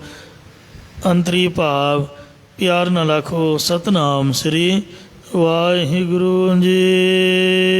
ਜੇ ਤੂੰ ਵਤਹਿ ਅੰਗਣੇ, ਹੇ ਪਤੀ ਅਕਾਲ ਪੁਰਖ, ਜੇਕਰ ਤੂੰ ਮੇਰੇ ਅੰਤःਕਰਨ ਵਿਹੜੇ ਵਿੱਚ ਸਾਖਸ਼ਾਤ ਹੋਣ ਰੂਪ ਫੇਰਾ ਪਾ ਜਾਵੇਂ, ਭਾਵ ਸਦਾ ਨਿਵਾਸ ਰੱਖੇ। ਅਬ ਧਰਤ ਸੁਹਾਵੀ ਹੋਏ, ਤਦੋਂ ਮੇਰੀ ਬੁੱਧ ਰੂਪ ਧਰਤੀ ਸਾਰੀ ਹੀ ਸੁਹਾਵਣੀ ਹੋ ਜਾਵੇ। ਇਕਸ ਕੰਤੈ ਬਾਹਰੀ, ਹੇ ਪਤੀ ਪ੍ਰਭੂ, ਇੱਕ ਤੇਰੀ ਪ੍ਰਾਪਤੀ ਤੋਂ ਬਿਨਾਂ ਮੈਡੀ ਬਾਤ ਨਾ ਪੁੱਛੈ ਕੋਈ। ਮੇਰੀ ਲੋਕ ਪਰਲੋਕ ਵਿੱਚ ਕੋਈ ਗੱਲ ਵੀ ਨਹੀਂ ਪੁੱਛਦਾ, ਭਾਵ ਲੋਕ ਪਰਲੋਕ ਵਿੱਚ ਮਾਨ ਸਤਿਕਾਰ ਨਹੀਂ ਹੁੰਦਾ। ਗੁਰਦੁਆਰਾ ਸਾਹਿਬ ਤਾਂ ਭਾਵੇਂ ਕੋਈ 1 ਕਰੋੜ ਰੁਪਈਆ ਵੀ ਰੱਖ ਦੇ ਤਾਂ ਕੋਈ ਮੁੱਲ ਨਹੀਂ ਹੈ, ਕਰੋੜ ਵੀ ਥੋੜ੍ਹਾ ਹੈ। ਅਤੇ ਜੇ ਗੁਰਦੁਆਰੇ ਤੋਂ ਬਾਹਰ ਕਿਤੇ ਤੁਰੇ ਫਿਰਦੇ ਹੋਈਏ, ਇੱਕ ਧੇਲਾ ਨਵਾਂ ਪੈਸਾ ਵੀ ਕੀਮਤ ਨਹੀਂ ਹੈ। ਇਉਂ ਗੁਰੂ ਦੇ ਸਿੱਖ ਦੀ ਸੋਭਾ ਸ੍ਰੀ ਗੁਰੂ ਗ੍ਰੰਥ ਸਾਹਿਬ ਜੀ ਦੀ ਹਜ਼ੂਰੀ ਵਿੱਚ ਹੀ ਹੈ, ਗੁਰਦੁਆਰੇ ਦੀ ਬਾਉਂਡਰੀ ਵਿੱਚ ਹੀ ਹੈ, ਬਾਹਰ ਕੋਈ ਨਹੀਂ ਪੁੱਛਦਾ। ਮਹਾਰਾਜ ਦੇ ਨਾਲ ਹੀ ਸਭ ਮਾਣ ਸਤਿਕਾਰ ਆਦਰ ਭਾਓ ਨੇ। ਜਿਵੇਂ ਸੂਰਜ ਦੇ ਨਾਲ ਹੀ ਸਾਰੇ ਚੰਦਰਮਾ ਤਾਰੇ ਚਮਕਦੇ ਨੇ, ਅਤੇ ਸੂਰਜ ਤੋਂ ਬਗੈਰ ਕੋਈ ਚਾਨਣ ਦੇਣ ਵਾਲਾ ਨਹੀਂ। ਇਉਂ ਸਭ ਮੈਂ ਜੋਤ ਜੋਤ ਹੈ ਸੋਏ, ਤਿਸ ਦਾ ਚਾਨਣ ਸਭ ਮੈਂ ਚਾਨਣ ਹੋਏ। ਗੁਰਸਿੱਖਾਂ ਦੀ ਸੋਭਾ ਵਾਹਿਗੁਰੂ ਦੀ ਸ਼ਬਦ ਦੀ ਜੋਤ ਕਰਕੇ ਹੀ ਹੈ। ਜੇ ਸ਼ਬਦ ਹੈ ਤਾਂ ਮਾਣ ਸਤਿਕਾਰ ਹੈ, ਜੇ ਸ਼ਬਦ ਨਹੀਂ ਹੈ ਤਾਂ ਜਿਸ ਤਰ੍ਹਾਂ ਆਮ ਦੁਨੀਆ ਤੁਰਦੀ ਹੈ, ਤੁਰੀ ਫਿਰਦੀ ਹੈ, ਤੁਰਿਆ ਫਿਰੇ, ਕੋਈ ਬਾਤ ਨਹੀਂ ਪੁੱਛਦਾ ਹੈ। ਕਈ ਵਾਰ ਬੰਦੇ ਦੇ ਮਨ 'ਚ ਭੁਲੇਖਾ ਪੈ ਜਾਂਦਾ ਕਿ ਸ਼ਾਇਦ ਮੇਰੀ ਹੋਈ ਪੂਜਾ ਹੈ। ਅਸਲ 'ਚ ਇਹ ਪੂਜਾ, ਇਹ ਸਤਿਕਾਰ ਜਿਨੀ ਨਾਨਕ ਸਤਿਗੁਰੂ ਪੂਜੀਆ ਤਿਨ ਹਰ ਪੂਜ ਕਰਾਵਾ, ਗੁਰੂ ਜੀ ਦੀ ਬਾਣੀ ਦਾ ਹੈ, ਗੁਰੂ ਜੀ ਦੇ ਬਾਣੀ ਦਾ ਹੈ। ਇਸ ਲਈ ਮਹਾਰਾਜ ਕਹਿੰਦੇ ਸਭ ਵਡਿਆਈਆਂ ਹਰ ਨਾਮ ਵਿੱਚ। ਜੇ ਗੁਰਮੁਖ ਧਿਆਈ ਹੈ, ਜੇ ਵਸਤ ਮੰਗੀ ਹੈ ਸਾਈ ਪਾਈ ਹੈ, ਹਰ ਨਾਮ ਚਿੱਤ ਲਾਈ ਹੈ। ਸਾਰੀਆਂ ਵਡਿਆਈਆਂ ਹਰੀ ਦੇ ਨਾਮ ਦੇ ਵਿੱਚ ਨੇ, ਜੇ ਗੁਰਮੁਖ ਬਣ ਕੇ ਧਿਆਉਣਾ ਕਰੀਏ। ਸਭ ਤੋਂ ਵੱਡੇ ਭਾਗ ਗੁਰ ਸਿੱਖਾਂਗੇ ਦੁਨੀਆ ਵਿੱਚ। ਜੇ ਤੁਸੀਂ ਸਭ ਤੋਂ ਵੱਡੇ ਭਾਗ ਪੁੱਛਦੇ ਹੋ ਅਤੇ ਉਹ ਗੁਰੂ ਦੇ ਸਿੱਖਾਂ ਦੇ ਨੇ। ਉਹਨਾਂ ਗੁਰਸਿੱਖਾਂ ਦੇ ਮਹਾਰਾਜ ਦੀ ਹਜ਼ੂਰੀ ਦੇ ਵਿੱਚ ਜਿਹੜੇ ਆ ਕੇ ਬੈਠਦੇ ਨੇ। ਸਭ ਤੋਂ ਵੱਡਾ ਭਾਗ ਗੁਰਸਿੱਖਾਂਗੇ ਜੋ ਸਤਿਗੁਰ ਸਰਨੀ ਜਾਏ ਪਿਆ, ਜੋ ਮਹਾਰਾਜ ਦੀ ਸ਼ਰਨ ਦੇ ਵਿੱਚ ਜਾ ਕੇ ਪੈਂਦੇ ਨੇ। ਜਿਹੜੇ ਸੰਗਤ ਤੋਂ ਬਗੈਰ ਹਨ ਅਤੇ ਉਹਨਾਂ ਦੇ ਭਾਗ ਕਹਿੰਦੇ ਸਭ ਤੋਂ ਮਾੜੇ ਨੇ। ਇਸ ਵਾਸਤੇ ਇਹ ਮਹਾਰਾਜ ਤੇਰੇ ਤੋਂ ਬਗੈਰ ਮੇਰਾ ਕੋਈ ਆਦਰ ਨਹੀਂ, ਕੋਈ ਭਾਵ ਨਹੀਂ, ਕੋਈ ਮਾਨ ਨਹੀਂ, ਕੋਈ ਸਤਿਕਾਰ ਨਹੀਂ, ਮੇਰੀ ਕੋਈ ਲੋਕ ਪਰਲੋਕ 'ਚ ਗੱਲ ਨਹੀਂ ਪੁੱਛਦਾ ਹੈ। ਆਪੇ ਟੋਲ ਸੁਹਾਵਣੇ, ਇਹ ਪਤੀ ਪਰਮੇਸ਼ਰ ਉਸ ਵੇਲੇ ਧਰਮ ਅਰਥ ਕਾਮ ਮੋਖ ਰੂਪ ਸਾਰੇ ਪਦਾਰਥ ਮੇਰੇ ਸ਼ੋਭਨੀਕ ਹੋ ਜਾਂਦੇ ਨੇ। ਸਹੁ ਬੈਠਾ ਅੰਗਣ ਮੱਲ, ਇਹ ਪਤੀ ਪਰਮੇਸ਼ਰ ਜਦੋਂ ਤੂੰ ਹਿਰਦੇ ਰੋ ਵਿਹੜੇ ਨੂੰ ਮੱਲ ਕੇ ਸਾਖਿਆਤਕਾਰ ਹੋ ਜਾਂਦਾ ਹੈ, ਜਾਂ ਨਾਮ ਜਲ ਦੇ ਪਿਆਸੇ ਨੂੰ ਨਾਮ ਪ੍ਰਾਪਤ ਹੋ ਜਾਂਦਾ। ਪ੍ਰੇਮ ਰੂਪੀ ਬਸਤਰ ਦੀ ਇੱਛਾ ਵਾਲਿਆਂ ਨੂੰ ਪ੍ਰੇਮ ਰੂਪੀ ਬਸਤਰ ਮਿਲ ਜਾਂਦਾ ਹੈ, ਅਤੇ ਦਰਸ਼ਨਾਂ ਦੀ ਭੁੱਖ ਵਾਲਿਆਂ ਨੂੰ ਤੇਰੇ ਸਰਗੁਣ ਸਰੂਪ ਦਾ ਦਰਸ਼ਨ ਹੋ ਜਾਂਦਾ। ਭਾਵ ਕੋਈ ਵੀ ਵਿਅਰਥ ਨਹੀਂ ਜਾਂਦਾ। ਪਹੀ ਨ ਵੰਜੈ ਬਿਰਥੜਾ, ਫਿਰ ਜੋ ਵੀ ਜਗਿਆਸੂ ਰੂਪ ਪਹੀ ਰਾਹੀ ਸਤ ਸੰਗਤ ਰੂਪੀ ਘਰ ਵਿੱਚ ਚੱਲ ਕੇ ਆ ਜਾਂਦਾ, ਉਹ ਖਾਲੀ ਨਹੀਂ ਜਾਂਦਾ ਹੈ। ਜੋ ਘਰ ਆਵੈ ਚੱਲ, ਜੋ ਵੀ ਸੰਗਤ ਰੂਪੀ ਘਰ 'ਚ ਚੱਲ ਕੇ ਆ ਜਾਂਦਾ ਉਸ ਨੂੰ ਧਰਮ ਅਰਥ ਕਾਮ ਮੋਖ ਆਦਿਕ ਸਭ ਪਦਾਰਥ ਪ੍ਰਾਪਤ ਹੋ ਜਾਂਦੇ ਨੇ। ਚਾਰ ਪਦਾਰਥ ਜੇ ਕੋ ਮੰਗੈ, ਸਾਧ ਜਨਾਂ ਕੀ ਸੇਵਾ ਲਾਗੈ, ਜੇ ਕੋ ਆਪਣਾ ਦੋਖ ਮੰਡਾਵੈ, ਹਰ ਹਰ ਨਾਮ ਹਿਰਦੈ ਸਦ ਗਾਵੈ, ਜੇ ਕੋ ਆਪਣੀ ਸੋਭਾ ਲੋਰੈ, ਸਾਧ ਸੰਗੇ ਹਉਮੈ ਛੋਰੈ। ਜੇ ਕੋ ਜਨਮ ਮਰਨ ਦੇ ਡਰੈ, ਸਾਧ ਜਨਾਂ ਕੀ ਸਰਣੀ ਪਰੈ। ਜਿਸ ਜਨ ਕੋ ਪ੍ਰਭ ਦਰਸ ਪਿਆਸਾ, ਨਾਨਕ ਤਾਕੈ ਬਲ ਬਲ ਜਾਸਾ। ਮਹਲਾ ਪੰਜਵਾ। ਪੰਜਵੇਂ ਪਾਤਸ਼ਾਹ ਸਤਿਗੁਰੂ ਅਰਜਨ ਦੇਵ ਸਾਹਿਬ ਜੀ ਪਤੀ ਅਤੇ ਸਤੀ ਦਾ ਅਲੰਕਾਰ ਉਚਾਰਨ ਕਰ ਰਹੇ ਨੇ। ਸੇਜ ਵਿਛਾਈ ਕਾਂਤ ਕੋ। ਹੇ ਪਤੀ ਪਰਮੇਸ਼ਰ, ਮੈਂ ਤੇਰੇ ਲਈ ਕੋ ਪਰਮੇਸ਼ਰ ਦੇ ਲਈ ਮੈਂ ਆਪਣੀ ਅੰਤःਕਰਨ ਰੂਪ ਸੇਜਾ ਵਿਛਾਉਣਾ ਕੀਤੀ ਹੈ, ਜਾਂ ਸ਼ਰਧਾ ਸਤੋ ਗੁਣ ਵਿਸ਼ਿਸ਼ਟ ਬੁੱਧੀ ਰੂਪ ਸੇਜਾ ਵਿਛਾਉਣਾ ਕੀਤੀ ਹੈ, ਜਿਸ ਦੇ ਮਨ ਬੁੱਧ ਚਿੱਤ ਤੇ ਹੰਕਾਰ ਰੂਪ ਚਾਰ ਪਾਵੇ ਨੇ, ਬਿਰਤੀਆਂ ਰੂਪ ਬਾਈਆਂ ਨੇ, ਪ੍ਰੇਮ ਰੂਪੀ ਵਾਣ ਨਾਲ ਬਣਿਆ ਹੋਇਆ। ਤੁਲਤਾ ਬਿਰਤੀ ਰੂਪ ਤੁਲਾਈ ਹੈ, ਸੰਗ ਤੇ ਹੰਗਤਾ ਬਿਰਤੀ ਰੂਪ ਵਿਛੋਣਾ ਵਿਛਾਇਆ ਹੋਇਆ ਹੈ। ਭਗਤੀ ਰੂਪ ਸਿਰਹਾਣਾ ਤੇ ਸਤ ਸੰਤੋਖ ਰੂਪ ਹਾਰ ਲਟਕਾਏ ਹੋਏ ਨੇ। ਚਾਰੇ ਮਾਂ ਵਾਂਗ ਰੂਪ ਸੇਜ ਬੰਦ ਬੰਨਣਾ ਕੀਤੇ ਨੇ। ਇਉਂ ਸ਼ਰਧਾ ਦੀ ਸੇਜ ਵਿਛਾਉਣਾ ਕੀਤੀ ਹੈ। ਕੀਆ ਹਬ ਸੀਗਾਰ। ਅਤੇ ਸਾਧਨਾ ਰੂਪ ਸ਼ਿੰਗਾਰ ਵੀ ਸਾਰਾ ਹੀ ਕੀਤਾ ਹੋਇਆ ਹੈ। 16 ਸ਼ਿੰਗਾਰ ਗ੍ਰੰਥਾਂ ਵਿੱਚ ਲਿਖੇ ਹੋਏ ਨੇ। 3 ਕਾਲੇ, 2 ਉਜਲੇ, ਪਤਲੇ 5 ਪ੍ਰਕਾਰ, 4 ਕਠਨ, 2 ਚੀਕਨੇ, 16 ਯੈ ਸ਼ਿੰਗਾਰ। ਆਪਾਂ ਬਾਹਰੀ ਅਰਥ ਤਾਂ ਇਹਦੇ ਨਹੀਂ ਕਰਾਂਗੇ, ਕਿਉਂਕਿ ਗੁਰੂ ਸਾਹਿਬ ਦੀ ਹਜ਼ੂਰੀ 'ਚ ਅੰਮ੍ਰਿਤ ਵੇਲੇ ਦੀ ਕਥਾ 'ਚ ਇਹੋ ਜਿਹੀਆਂ ਗੱਲਾਂ ਫੱਬਦੀਆਂ ਨਹੀਂ। ਅੰਤਰੀਫ ਤੁਹਾਨੂੰ ਸਰਵਣ ਕਰਾਉਂਦੇ ਆ। 3 ਕਾਲੇ, 3 ਕਾਲ, ਸਵੇਰੇ ਦੁਪਹਿਰੇ ਸ਼ਾਮ ਭਜਨ ਸਿਮਰਨ ਕਰਨਾ। 2 ਉਜਲੇ, ਦੋਵੇਂ ਲੋਕ ਸੇ ਪਰਲੋਕ ਉਜਲ ਭਾਵ ਸੰਵਾਰ ਲੈਣੇ। ਪਤਲੇ 5 ਪ੍ਰਕਾਰ, 5 ਕਾਮ ਕਰੋ ਲੋ ਮੋਹ ਤੇ ਹੰਕਾਰ ਵੱਲੋਂ ਬਿਰਤੀ ਪਤਲੀ ਕਰ ਲੈਣੀ, ਭਾਵ ਵਿਕਾਰਾਂ ਵਿੱਚ ਚਿੱਤ ਦੀ ਬਿਰਤੀ ਨਾ ਲੱਗਣ ਦੇਣੀ। 4 ਕਠਨ, 4 ਔਖੇ, ਸ਼ਰਵਣ ਮੰਨਨ ਨਿਧਿਆਸਨ, ਤਤਵੰਗ ਦਾ ਸੰਸ਼ੋਧਨ ਜਾਂ ਵਿਵੇਕ ਵੈਰਾਗ ਖਟ ਸਮਧੀ ਮਮੋਖ ਇੱਛਾ ਰੂਪ ਸਾਧਨ ਕਰ ਲੈਣੇ। 2 ਚੀਕਨੇ, ਪ੍ਰੇਮ ਤੇ ਨਿਸ਼ਚਾ ਰੂਪ 2 ਚੀਕਨੇ ਕਰ ਲੈਣੇ। ਇਸ ਤਰ੍ਹਾਂ ਹੇ ਮਹਾਰਾਜ, ਮੈਂ ਸਾਧਨਾ ਰੂਪ ਸ਼ਿੰਗਾਰ ਵੀ ਸਾਰਾ ਕੀਤਾ ਹੋਇਆ ਹੈ। 16 ਕੀ ਐਸੇ ਗਾਰ ਕਿ ਅੰਜਨ ਪਾਜਿਆ। ਤੀ ਮੰਝ ਨਾ ਸਮਾਵਈ। ਹੁਣ ਮੰਝ ਮੈਨੂੰ ਇਤਨੀ ਵੀ ਵਿੱਥ ਨਹੀਂ ਸਮਾਉਂਦੀ ਹੈ, ਜੇ ਗਲ ਪਹਿਰਾ ਹਾਰ। ਕਿ ਜਿਸ ਕਰਕੇ ਮੈਂ ਗਲੇ ਵਿੱਚ ਹਾਰ ਹੀ ਪਹਿਨ ਲਵਾਂ, ਕਿਉਂਕਿ ਹਾਰ ਮੇਰੇ ਅਤੇ ਮੇਰੇ ਪਤੀ ਦੇ ਵਿਚਕਾਰ ਵਿੱਥ ਦਾ ਕਾਰਨ ਬਣ ਸਕਦਾ ਹੈ। ਜਿਹੜੇ ਗਹਿਣੇ ਨੇ ਉਹ ਚੋਭ ਲਾਉਂਦੇ ਹਨ, ਜਾਂ ਬਿਰਤੀ ਦੀ ਗਾੜਤਾ ਵਿੱਚ ਇਤਨੀ ਵੀ ਗੱਲ ਨਹੀਂ ਸਮਾਉਂਦੀ ਕਿ ਜੇਕਰ ਗੱਲਾਂ ਰੂਪੀ ਹਾਰ ਪਹਿਨ ਲਵਾਂ, ਮਤਲਬ ਉੱਥੇ ਗੱਲਾਂ ਕਰਨੀਆਂ ਵੀ ਬੰਦ ਹੋ ਜਾਂਦੀਆਂ ਨੇ। ਗਾਲੀ ਅਲਪ ਲਾਲੀ ਆ ਕੰਮ ਨਾ ਆਵੇ ਮਿੱਤ, ਜਾਂ ਹਰ ਹਰ ਕਰਨ ਰੂਪੀ ਹਾਰ ਪਹਿਨ ਲਵਾਂ, ਉੱਥੇ ਵੀ ਜ਼ਬਾਨ ਵੀ ਬੰਦ ਹੋ ਜਾਂਦੀ ਹੈ। ਜਿਹੜਾ ਸ਼ਬਦ ਹੈ ਸੁਰਤੀ ਦੇ ਵਿੱਚ ਚੱਲਣ ਲੱਗ ਪੈਂਦਾ ਹੈ, ਬੋਲਣ ਨੂੰ ਦਿਲ ਨਹੀਂ ਕਰਦਾ।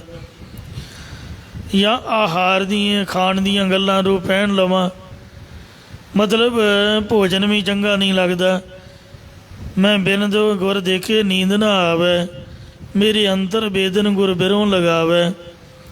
ਆਸ਼ਕਾਰਾ ਨਾਮ ਨਿਸ਼ਾਨੀ ਐ ਪੇਸਰ। ਆਸ਼ਕਾਂ ਦੀ ਇਹ ਪੁੱਤਰ 9 ਨਿਸ਼ਾਨੀਆਂ ਨੇ। ਰੰਗ ਜ਼ਰਦੋ, ਉਹਨਾਂ ਦਾ ਰੰਗ ਪੀਲਾ ਹੋ ਜਾਂਦਾ। ਆ ਸ਼ਰਦੋ, ਠੰਡੇ ਹੋ ਕੇ ਲੈਂਦੇ ਨੇ। ਰੰਗ ਸਰਦੋ, ਆ ਸਰਦੋ ਅਤੇ ਚਸ਼ਮ ਤਰ, ਉਹਨਾਂ ਦੀਆਂ ਅੱਖਾਂ ਵੈਰਾਗ ਜਲ ਨਾਲ ਤਰ ਰਹਿੰਦੀਆਂ ਨੇ। ਕੰਮ ਗੁਫਤ ਨੂੰ, ਕੰਮ ਖੁਰਦ ਨੂੰ, ਖਵਾ ਬਸ਼ ਹਰਾਮ, ਖਾਣਾ ਘੱਟ ਜਾਂਦਾ, ਗੱਲਾਂ ਘੱਟ ਜਾਂਦੀਆਂ ਅਤੇ ਉਹਨਾਂ ਦੀ ਨੀਂਦ ਹਰਾਮ ਹੋ ਜਾਂਦੀ ਹੈ। ਕੰਮ ਖੁਰਦ ਨੂੰ, ਕੰਮ ਗੁਫਤ ਨੂੰ, ਖਵਾ ਬਸ਼ ਹਰਾਮ। ਇੰਤਜ਼ਾਰੀ ਬੇਕਰਾਰੀ ਦਸਤ ਸਰ, ਇੰਤਜ਼ਾਰ ਵਿੱਚ ਰਹਿੰਦੇ ਨੇ। ਉਡੀਕ ਦੇ ਵਿੱਚ ਰਹਿੰਦੇ, ਚਿੱਤ ਬੇਕਰਾਰਾ ਜਿਹਾ, ਖਟਪਟੀ ਜਿਹੀ ਲੱਗੀ ਰਹਿੰਦੀ, ਦਸਤ ਸਰ ਸਿਰ ਹੱਥਾਂ ਵਿੱਚ ਫੜ ਕੇ ਬੈਠੇ ਰਹਿੰਦੇ। ਇਸ ਤਰ੍ਹਾਂ ਉਹਨਾਂ ਦਾ ਖਾਣਾ ਪੀਣਾ ਵੀ ਘਟ ਜਾਂਦਾ, ਗੱਲਾਂ ਵੀ ਘਟ ਜਾਂਦੀਆਂ। ਪਾਪ ਸਰੂਪ ਵਿੱਚ ਸਥਿਤ ਹੋਈ ਬਿਰਤੀ ਨੂੰ ਕੁਝ ਵੀ ਨਹੀਂ ਪਾਉਂਦਾ ਹੈ। ਪੌੜੀ ਜਿਸ ਪਤੀ ਪਰਮੇਸ਼ਰ ਦਾ ਪਿਛਲੇ 3 ਡੱਕਣੀਆਂ ਵਿੱਚ ਕਥਨ ਕੀਤਾ ਹੈ, ਇਸ ਪੌੜੀ ਵਿੱਚ ਵੀ ਉਸ ਅਕਾਲ ਪੁਰਖ ਦੀ ਸਨਮੁਖ ਉਸਤਤੀ ਦਰਜ ਹੈ। ਪਾਰ ਬ੍ਰਹਮ ਪਰਮੇਸ਼ਰ। ਹੇ ਮਹਾਰਾਜ, ਤੂੰ ਪਾਪਾਂ ਦੇ ਪੁੰਨਾਂ ਤੋਂ ਪਰੇ ਅਤੇ ਬ੍ਰਹਮ ਵਿਆਪਕ ਸਰੂਪ ਪਰਮ ਵੱਡਾ ਈਸ਼ਰ ਮਾਲਕ ਹੈ। ਜੋਤ ਨਾ ਆਵਹੀ। ਫਿਰ ਤੂੰ ਦੁਨੀਆਂ ਦੇ ਵਿੱਚ ਨਹੀਂ ਆਉਂਦਾ। ਤੂੰ ਹੁਕਮੀ ਸਾਜੈ ਸ੍ਰਿਸ਼ਟ। ਹੇ ਪਰਮਾਤਮਾ, ਤੂੰ ਆਪਣੇ ਹੁਕਮ ਦੇ ਵਿੱਚ ਹੀ ਸਾਰੀ ਸ੍ਰਿਸ਼ਟੀ ਨੂੰ ਸਾਜਣਾ ਰਚਨਾ ਕਰਦਾ ਹੈ। ਸਾਜ ਸਮਾਵਹੀ। ਅਤੇ ਸਾਰਿਆਂ ਨੂੰ ਰਚ ਕੇ ਫਿਰ ਸਮਾ ਦਿੰਦਾ, ਅੰਧ ਕਰ ਲੈਂਦਾ ਹੈ। ਤੇਰਾ ਰੂਪ ਨਾ ਜਾਈ ਲਖਿਆ। ਇਹ ਪਰਮਾਤਮਾ, ਤੇਰਾ ਆਕਾਰ ਕਿਸੇ ਪ੍ਰਕਾਰ ਵੀ ਜਾਣਿਆ ਨਹੀਂ ਜਾਂਦਾ। ਜੋ ਤੁਝ ਹੈ ਧਿਆਵਹੀ। ਫਿਰ ਕਹਿ ਤੈਨੂੰ ਕਿਵੇਂ ਸਿਮਰਨਾ ਕਰਾਂ। ਤੂੰ ਸਭ ਮਹਿ ਵਰਤ ਹੈ ਆਪ। ਇਹ ਪਰਮਾਤਮਾ, ਤੂੰ ਆਪ ਹੀ ਆਤਮਾ ਨੂੰ ਹੋ ਕੇ ਸਾਰੇ ਜੀਵਾਂ ਵਿੱਚ ਵਰਤ ਰਿਹਾ ਹੈ। ਕੁਦਰਤ ਦੇਖਾਵਹੀ। ਅਤੇ ਆਪਣੀ ਸ਼ਕਤੀ ਵਿਖਾਲ ਰਿਹਾ ਹੈ ਜਾਂ ਤੇਰੀ ਸ਼ਕਤੀ ਦੁਆਰਾ ਹੀ ਦੇਖੀਦਾ ਹੈ। ਤੇਰੀ ਭਗਤ ਭਰੇ ਭੰਡਾਰ। ਇਹ ਪਰਮਾਤਮਾ, ਸੰਤ ਜਨਾਂ ਦੇ ਹਿਰਦੇ ਰੂਪ ਖਜ਼ਾਨੇ ਤੇਰੀ ਭਗਤੀ ਦੇ ਨਾਲ ਹੀ ਭਰੇ ਪਏ ਹਨ। ਟੂਟ ਨਾ ਵਹੀ। ਜਿਸ ਭੰਡਾਰੀਆਂ ਦਾ ਕਦੇ ਵੀ ਘਾਟਾ ਨਹੀਂ ਆਉਂਦਾ ਹੈ। ਰਤਨ ਜਵੇਹਰ ਲਾਲ। ਇਹ ਦੁਨੀਆ ਦੇ ਪਦਾਰਥ ਰਤਨ ਜਵੇਹਰ ਅਤੇ ਲਾਲ ਆਦਿਕਾਂ ਕਰਕੇ ਕੀਮ ਨਾ ਪਾਵਹੀ। ਤੇਰੀ ਕੀਮਤ ਨਹੀਂ ਪਾ ਸਕੀਦੀ। ਇਸੇ ਪ੍ਰਕਾਰ ਇਹ ਰਤਨ ਜਵੇਹਰ ਲਾਲ। ਇਹ ਬੈਰਾਗ ਰੂਪੀ ਰਤਨ, ਗਿਆਨ ਰੂਪੀ ਜਵੇਹਰ, ਪ੍ਰੇਮ ਦੇ ਬਚਨਾਂ ਰੂਪੀ ਲਾਲ ਅਤੇ ਤੇਰੀ ਅਭੇਤਾ ਦੀ ਕੀਮਤ ਨਹੀਂ ਪਾ ਸਕੀਦੀ। ਕੀਮ ਨਾ ਪਾਵਹੀ। ਕੀਮਤ ਨਹੀਂ ਪਾ ਸਕੀਦੀ। ਸਭ ਸੁਰਤੀ ਮਿਲ ਸੁਰਤ ਕਮਾਈ, ਸਭ ਕੀਮਤ ਮਿਲ ਕੀਮਤ ਪਾਈ। ਗਿਆਨੀ ਧਿਆਨੀ ਗੁਰ ਗੁਰ ਹਾਈ, ਕਹਿ ਨ ਜਾਈ ਤੇਰੀ ਤਿਲ ਵਡਿਆਈ। ਜਿਸ ਹੋਵੈ ਆਪ ਦਇਆਲ। ਜਿਸ ਉੱਪਰ ਤੂੰ ਆਪ ਮਿਹਰਬਾਨ ਹੋ ਜਾਂਦਾ ਹੈ। ਤਿਸ ਸਤਿਗੁਰ ਸੇਵਾ ਲਾਵਹੀ। ਇਸ ਮਨੁੱਖ ਨੂੰ ਸਤਿਗੁਰਾਂ ਦੀ ਸੇਵਾ ਟਹਿਲ ਵਿੱਚ ਲਾ ਦਿੰਦਾ ਹੈ। ਤਿਸ ਕਦੇ ਨਾ ਆਵੈ ਟੋਟ। ਇਹ ਪਰਮਾਤਮਾ, ਉਸ ਮਨੁੱਖ ਨੂੰ ਕਦੇ ਵੀ ਘਾਟਾ ਨਹੀਂ ਆਉਂਦਾ।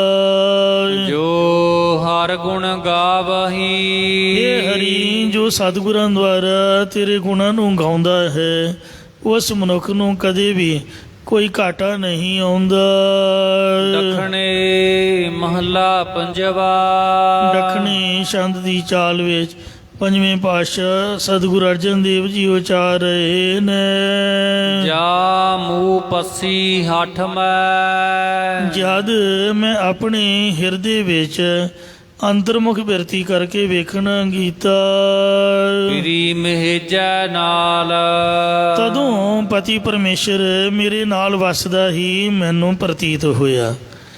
ਅਰਥਾਤ ਸਤਿਗੁਰੂ ਸਾਹਿਬ ਜੀ ਨੇ ਮਿਹਰ ਦੀ ਦ੍ਰਿਸ਼ਟੀ ਦੁਆਰਾ ਇਹ ਸਮਝਾਉਣਾ ਕੀਤਾ ਹੈ ਕਿ ਬਾਹਰ ਮੁਖ ਬਿਰਤੀ ਵਿੱਚ ਸੁੱਖ ਨਹੀਂ ਹੈ। ਜਦੋਂ ਬਿਰਤੀ ਅੰਤਰਮੁਖ ਹੋਈ ਤਦੋਂ ਹੀ ਬਿਰਤੀ ਸੁਖਾਕਾਰ ਹੁੰਦੀ ਹੈ, ਕਿਉਂਕਿ ਉਹ ਪਤੀ ਪਰਮੇਸ਼ਰ ਘਾਟਾਂ ਘਾਟਾਂ ਦਾ ਵਾਸੀ ਹੈ। ਹਿਰਦਾ ਮਨ ਉਸ ਦਾ ਮੰਦਰ ਹੈ। ਜਦੋਂ ਮਨ ਬਾਹਰ ਹੁੰਦਾ ਹੈ ਉਦੋਂ ਇਹ ਅੰਦਰ ਵਸਦੇ ਦੀ ਖਬਰ ਨਹੀਂ ਪਾਉਂਦਾ। ਜਦੋਂ ਘਰ ਵਿੱਚ ਹੀ ਖੋਜ ਕੀਤੀ ਤਦੋਂ ਕਿਤੇ ਹੋਰ ਜਾਣ ਦੀ ਲੋੜ ਹੀ ਨਹੀਂ ਰਹਿੰਦੀ। ਜਿਵੇਂ ई दिलों ई दिले तो खान है हक बुध अस्त मन चह गोयम हक चूनी फरमुद अस्त पुन ओ दुरोण दिल तो बेरू में रवि ओ बखान है तो बहज चू में रवि। ये तेरा दिल परमेश्वर ਦਾ ਘਰ ਹੈ। ਮੈਂ ਕੀ ਕਹਿਣਾ ਹੈ, ਇਹ ਗੱਲ ਪਰਮੇਸ਼ਰ ਨੇ ਆਪ ਕਹੀ ਹੈ।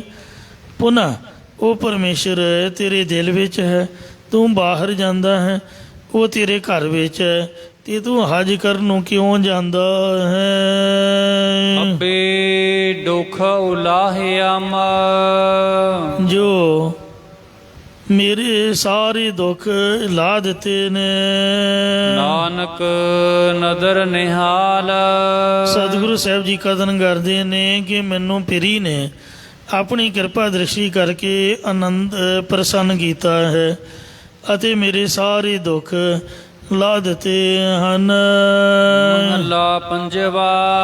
ਪੰਜਵੇਂ ਪਾਤਸ਼ਾਹ ਸਤਿਗੁਰੂ ਅਰਜਨ ਦੇਵ ਜੀ ਫਰਮਾਨ ਕਰਦੇ ਨੇ। ਨਾਨਕ ਬੈਠਾ ਭੱਖੇ ਵਾਉ। ਸਤਿਗੁਰੂ ਜੀ ਕਥਨ ਕਰਦੇ ਨੇ ਕਿ ਇਹ ਪਰਮਾਤਮਾ ਮੈਂ ਬੈਠਾ ਹੋਇਆ ਹਵਾ ਨੂੰ ਭਖ ਰਿਹਾ, ਭਾਵ ਤੇਰੀਆਂ ਕਨਸੂਆ ਲੈਂਦਾ ਹੈ। ਲੰਮੇ ਸੇਵਹਿ ਦਰ ਖੜਾ। ਅਤੇ ਲੰਮੇ ਸਤਸੰਗਤ ਰੂਪੀ ਦਰ ਤੇ ਖੜੋ, ਭਾਵ ਸਥਿਤ ਹੋ ਕੇ ਤੈਨੂੰ ਹੀ ਸੇਵਨਾ ਕਰਦਾ ਹਾਂ।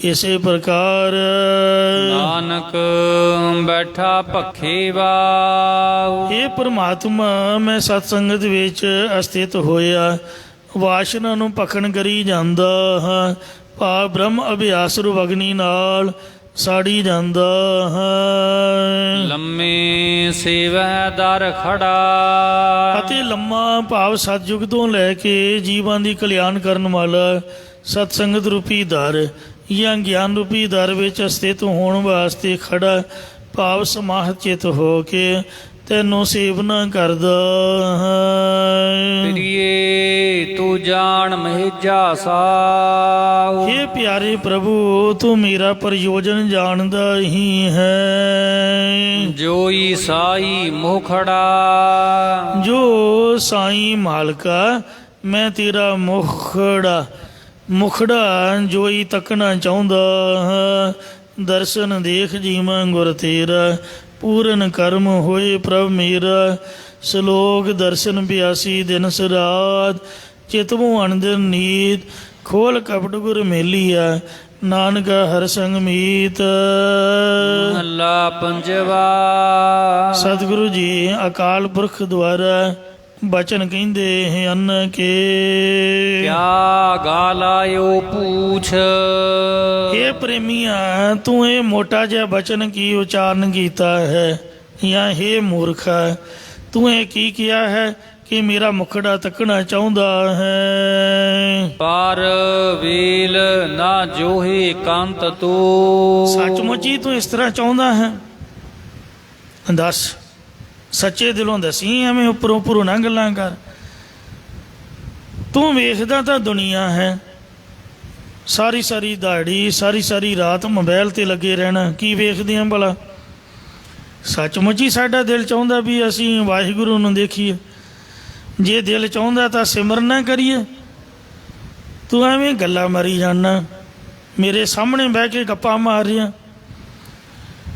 ਸੱਚੀ ਦਸੀ, ਸੰਗਤ ਵਿੱਚ ਝੂਠ ਨਾ ਬੋਲੇ। ਤੂੰ ਤਾਂ ਪਰਾਈਆਂ ਇਸਤਰੀਆਂ ਨੂੰ ਵੇਖਦਾ ਹੈ, ਦਿਨ ਰਾਤ ਚੋਰੀ ਮਿਰਕ ਅੰਗੂਰੀ ਖਾਏ। ਦੱਸ ਮੈਂ ਝੂਠ ਬੋਲਿਆ?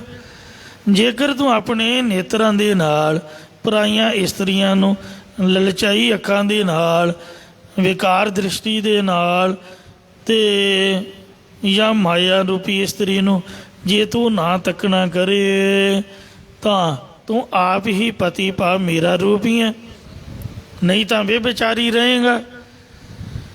ਮੇਰਾ ਵੇਖਣਾ ਤਾਂ ਇਹੀ ਹੈ ਜੋ ਸਭ ਮੈਂ ਜੋਤ ਜੋਤ ਹੈ ਸੋਏ, ਫਰੀਦਾ ਖਾਲਕ ਖਲਕ ਮੈਂ ਖਲਕ ਵਸੈ ਰਹ ਮਾਹੇ।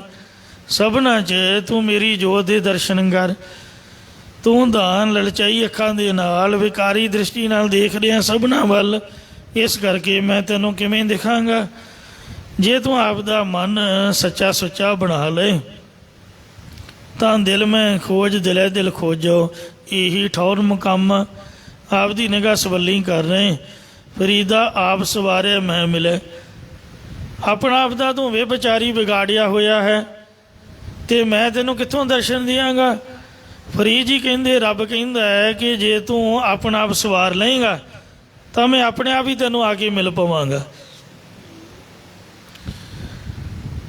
ਆਪ ਸਵਾਰੇ ਮੈਂ ਮਿਲੇ, ਮੈਂ ਮਿਲਿਆ ਸੁਖ ਹੋਏ। ਫਰੀਦਾ ਜੇ ਤੂੰ ਮੇਰਾ ਹੋਏ ਰਹਿ, ਸਭ ਜਗ ਤੇਰਾ ਹੋਏ। ਇਸ ਲਈ ਤੂੰ ਝੂਠ ਨਾ ਬੋਲ, ਗੁਰਦੁਆਰੇ ਬੈਠ ਕੇ ਤੂੰ ਆਪਦੇ ਮਨ ਨੂੰ ਸਵਾਰ। ਜੇਕਰ ਤੂੰ ਆਪਣੀਆਂ ਨੇਤਰਾਂ ਦੇ ਨਾਲ ਪਰਾਈਆਂ ਇਸਤਰੀਆਂ ਜਾਂ ਮਾਇਆ ਨੂੰ ਬੇਕਾਰ ਦ੍ਰਿਸ਼ਟੀ ਨਾਲ ਨਾ ਤੱਕੇਂਗਾ ਤਾਂ ਤੂੰ ਪਤੀ ਭਾਵ ਮੇਰਾ ਰੂਪ ਹੀ ਬਣ ਜਾਵੇਂਗਾ। ਨਾਨਕ ਫੁੱਲਾ ਸੰਧੀ ਵਾੜ। ਮਹਾਰਾਜ ਮੈਂ ਆਪਣੀਆਂ ਅੱਖਾਂ ਬੰਦ ਕਰ ਲਵਾਂ? ਆਪ ਨੇ ਕੀ ਆਖਿਆ ਜੀ? ਪਰ ਤੇਰਾ ਰੂਪ ਨਾ ਵੇਖਿਆ ਨੇਤਰ, ਕਿ ਅੱਖਾਂ ਦੇ ਨਾਲ ਪਰ ਇਸਤਰੀਆਂ ਦਾ ਰੂਪ ਨਾ ਵੇਖ। ਮਾਰੇ ਕਹਿੰਦੇ ਨਹੀਂ ਨਹੀਂ, ਐਸੀ ਗੱਲ ਨਹੀਂ ਹੈ। ਅੱਖਾਂ ਬੰਦ ਤਾਂ ਕੋਈ ਕਰ ਹੀ ਨਹੀਂ ਸਕਦਾ, ਅੱਖਾਂ ਤਾਂ ਖੋਲ੍ਹਣੀਆਂ ਹੀ ਪੈਣਗੀਆਂ, ਵੇਖਣਾ ਤਾਂ ਪਊਗਾ। ਪਰ ਜਿਵੇਂ ਅਸੀਂ ਆਪਦੇ ਘਰ ਵਿੱਚ ਸਵੱਲੀ ਦ੍ਰਿਸ਼ਟੀ ਰੱਖਦੇ ਹਾਂ, ਇਉਂ ਸਾਰੇ ਸੰਸਾਰ ਨੂੰ ਜੇ ਆਪਣਾ ਘਰ ਸਮਝ ਲਓ, ਇੱਕ ਵਾਹਿਗੁਰੂ ਨੂੰ ਆਪ ਦਾ ਪਿਤਾ ਮੰਨ ਲਈਏ, ਸਾਰੇ ਭੈਣ ਭਰਾਵਾਂ ਵਾਂਗੂ ਰਹਿਣ ਲੱਗ ਪਈਏ ਤਾਂ ਕੋਈ ਵਿਗਾੜ ਆਉਂਦਾ ਹੀ ਨਹੀਂ। ਤੁਸੀਂ ਫੁੱਲਾਂ ਦੀ ਫੁਲਵਾੜੀ ਵਿੱਚ ਜਾਂਦੇ ਹੋ ਤੇ ਮਾਲੀ ਨੇ ਲਿਖ ਕੇ ਲਾਇਆ ਹੁੰਦਾ ਹੈ ਕਿ ਸ਼ਹੀਦਾਂ ਦੇ ਫੁੱਲਾਂ ਦੀ ਫੁਲਵਾੜੀ ਹੈ, ਨਾ ਤਾਂ ਫੁੱਲਾਂ ਨੂੰ ਹੱਥ ਲਾਓ। ਸਾਡਾ ਹੱਥ ਜਿਹੜਾ ਹੈ ਇਹਦੇ ਵਿੱਚ ਐਲਰਜੀ ਹੈ, ਆਪਣਾ ਇਨਫੈਕਸ਼ਨ ਹੈ। ਉਹ ਵੇਖਣ ਨੂੰ ਬੰਦਾ ਸੋਹਣਾ ਜਾਪਦਾ ਹੈ। ਮੈਂ ਪੁਦੀਨਾ ਤੋੜ ਰਿਹਾ ਸੀ, ਸ਼ਾਇਦ ਤੁਹਾਨੂੰ ਨਾ ਜਾਣਕਾਰੀ ਹੋਵੇ। ਲਾਂਗਰੀ ਸਿੰਘ ਨੇ ਮੈਨੂੰ ਸਮਝਾਇਆ, ਕਹਿੰਦੇ ਇੱਕ ਗੱਲ ਤੈਨੂੰ ਦੱਸਾਂ। ਮੈਂ ਕਿਹਾ ਜੀ ਦੱਸੋ। ਕਹਿੰਦੇ ਪੁਦੀਨਾ ਕਦੀ ਵੀ ਹੱਥ ਨਾਲ ਨਾ ਤੋੜੋ। ਕਿ ਮੈਂ ਘਰ ਵਿੱਚ ਲਾਇਆ ਸੀ ਤੇ ਜਦ ਵੀ ਉਹਨੂੰ ਤੋੜਨਾ ਬਾਅਦ ਵਿੱਚ ਉਹਨੇ ਹਰਿਆ ਹੀ ਨਾ ਹੋਣਾ, ਉਹਨੇ ਉਗੜਾ ਹੀ ਨਾ। ਤੁਸੀਂ ਵੇਖਿਆ ਹੋਊਗਾ ਵੀ ਕਾਲਾ ਜਿਹਾ ਹੋ ਜਾਂਦਾ, ਸੜ ਜਾਂਦਾ। ਕਹਿੰਦੇ ਮੈਂ ਸੋਚਿਆ ਵੀ ਇਹ ਕੀ ਕਾਰਨ। ਐਗਰੀਕਲਚਰ ਡਿਪਾਰਟਮੈਂਟ ਵਾਲਿਆਂ ਨਾਲ ਗੱਲ ਕੀਤੀ, ਲੁਧਿਆਣੇ ਯੂਨੀਵਰਸਿਟੀ, ਤਾਂ ਉਹਨਾਂ ਨੇ ਦੱਸਿਆ ਕਿ ਸਾਡੇ ਹੱਥ ਦੇ ਵਿੱਚ ਐਲਰਜੀ ਹੈ, ਮੁੜਕਾ ਜਿਹਾ ਹੈ, ਇਹੋ ਜਿਹੇ ਤੱਤ ਨੇ। ਜਦ ਅਸੀਂ ਬੂਟੇ ਨੂੰ ਹੱਥ ਲਾਉਂਦੇ ਹਾਂ, ਤੁਸੀਂ ਵੇਖਿਆ ਹੋਊਗਾ ਵੀ ਹੋਮਿਓਪੈਥਿਕ ਵਾਲੇ ਜਿਹੜੀ ਦਵਾਈ ਦਿੰਦੇ ਨੇ, ਉਹ ਇਹ ਅਲਰਟ ਕਰਦੇ ਨੇ, ਇਹ ਸਮਝਾਉਂਦੇ ਨੇ ਕਿ ਦਵਾਈ ਨੂੰ ਹੱਥ ਨਹੀਂ ਲਾਉਣਾ। ਜੇ ਹੱਥ ਲਾਤਾ ਤਾਂ ਦਵਾਈ ਦੇ ਤੱਤ ਖਤਮ ਹੋ ਜਾਣਗੇ। ਭਾਵੇਂ ਸਾਡੇ ਅੰਦਰ ਹੀ ਜਾਣੀ ਹੈ, ਪਰ ਅਸਰ ਉਹ ਦਵਾਈ ਕਰੂਗੀ ਜਿਹਨੂੰ ਤੁਹਾਡਾ ਹੱਥ ਨਹੀਂ ਲੱਗੂਗਾ। ਇਸ ਲਈ ਜੇ ਤੁਸੀਂ ਪੁਦੀਨੇ ਨੂੰ ਹੱਥ ਲਾਓਗੇ ਤਾਂ ਪੁਦੀਨਾ ਸੜ ਜਾਏਗਾ। ਫਿਰ ਤੋੜੋਗੇ ਕਿਵੇਂ? ਕਹਿੰਦੇ ਕੈਂਚੀ ਨਾਲ ਕੱਟੋ ਜਾਂ ਦਾਤਰੀ ਦੇ ਨਾਲ ਉਹਨੂੰ ਕੱਟ ਲਓ, ਹੱਥ ਦੇ ਨਾਲ ਕਦੀ ਨਾ ਤੋੜੋ, ਨਹੀਂ ਤਾਂ ਬਾਅਦ ਵਿੱਚ ਹਰਿਆ ਨਹੀਂ ਹੁੰਦਾ। ਇਉਂ ਜਿਹੜੇ ਫੁੱਲ ਆਦਿਕ ਨੇ ਉਹ ਇੰਨੇ ਕੋਮਲ ਹੁੰਦੇ ਨੇ, ਉਹਨਾਂ ਚਿਰ ਹੀ ਖਿੜੇ ਜਾਪਦੇ ਨੇ ਜਿੰਨਾ ਚਿਰ ਸਾਡਾ ਹੱਥ ਨਹੀਂ ਲੱਗਦਾ। ਜਦੋਂ ਹੱਥ ਲੱਗ ਗਿਆ, ਜਿਹੜਾ ਫੁੱਲਾਂ ਦਾ ਹਾਰ ਹੈ ਗਲ ਵਿੱਚ ਪੈ ਗਿਆ, ਉਸੇ ਵਕਤ ਹੀ ਮੁਰਝਾ ਜਾਵੇਗਾ। ਇਸ ਪ੍ਰਕਾਰ ਜਿਵੇਂ ਫੁੱਲਾਂ ਨੂੰ ਹੱਥ ਲਾਇਆ ਫੁੱਲ ਮੁਰਝਾ ਜਾਂਦੇ ਨੇ, ਇਉਂ ਵਾਹਿਗੁਰੂ ਦੀ ਇਹ ਫੁੱਲਾਂ ਦੀ ਫੁਲਵਾੜੀ ਬਗੀਚੀ ਦੇ ਵਾਂਗ ਖਿੜੀ ਹੋਈ ਹੈ।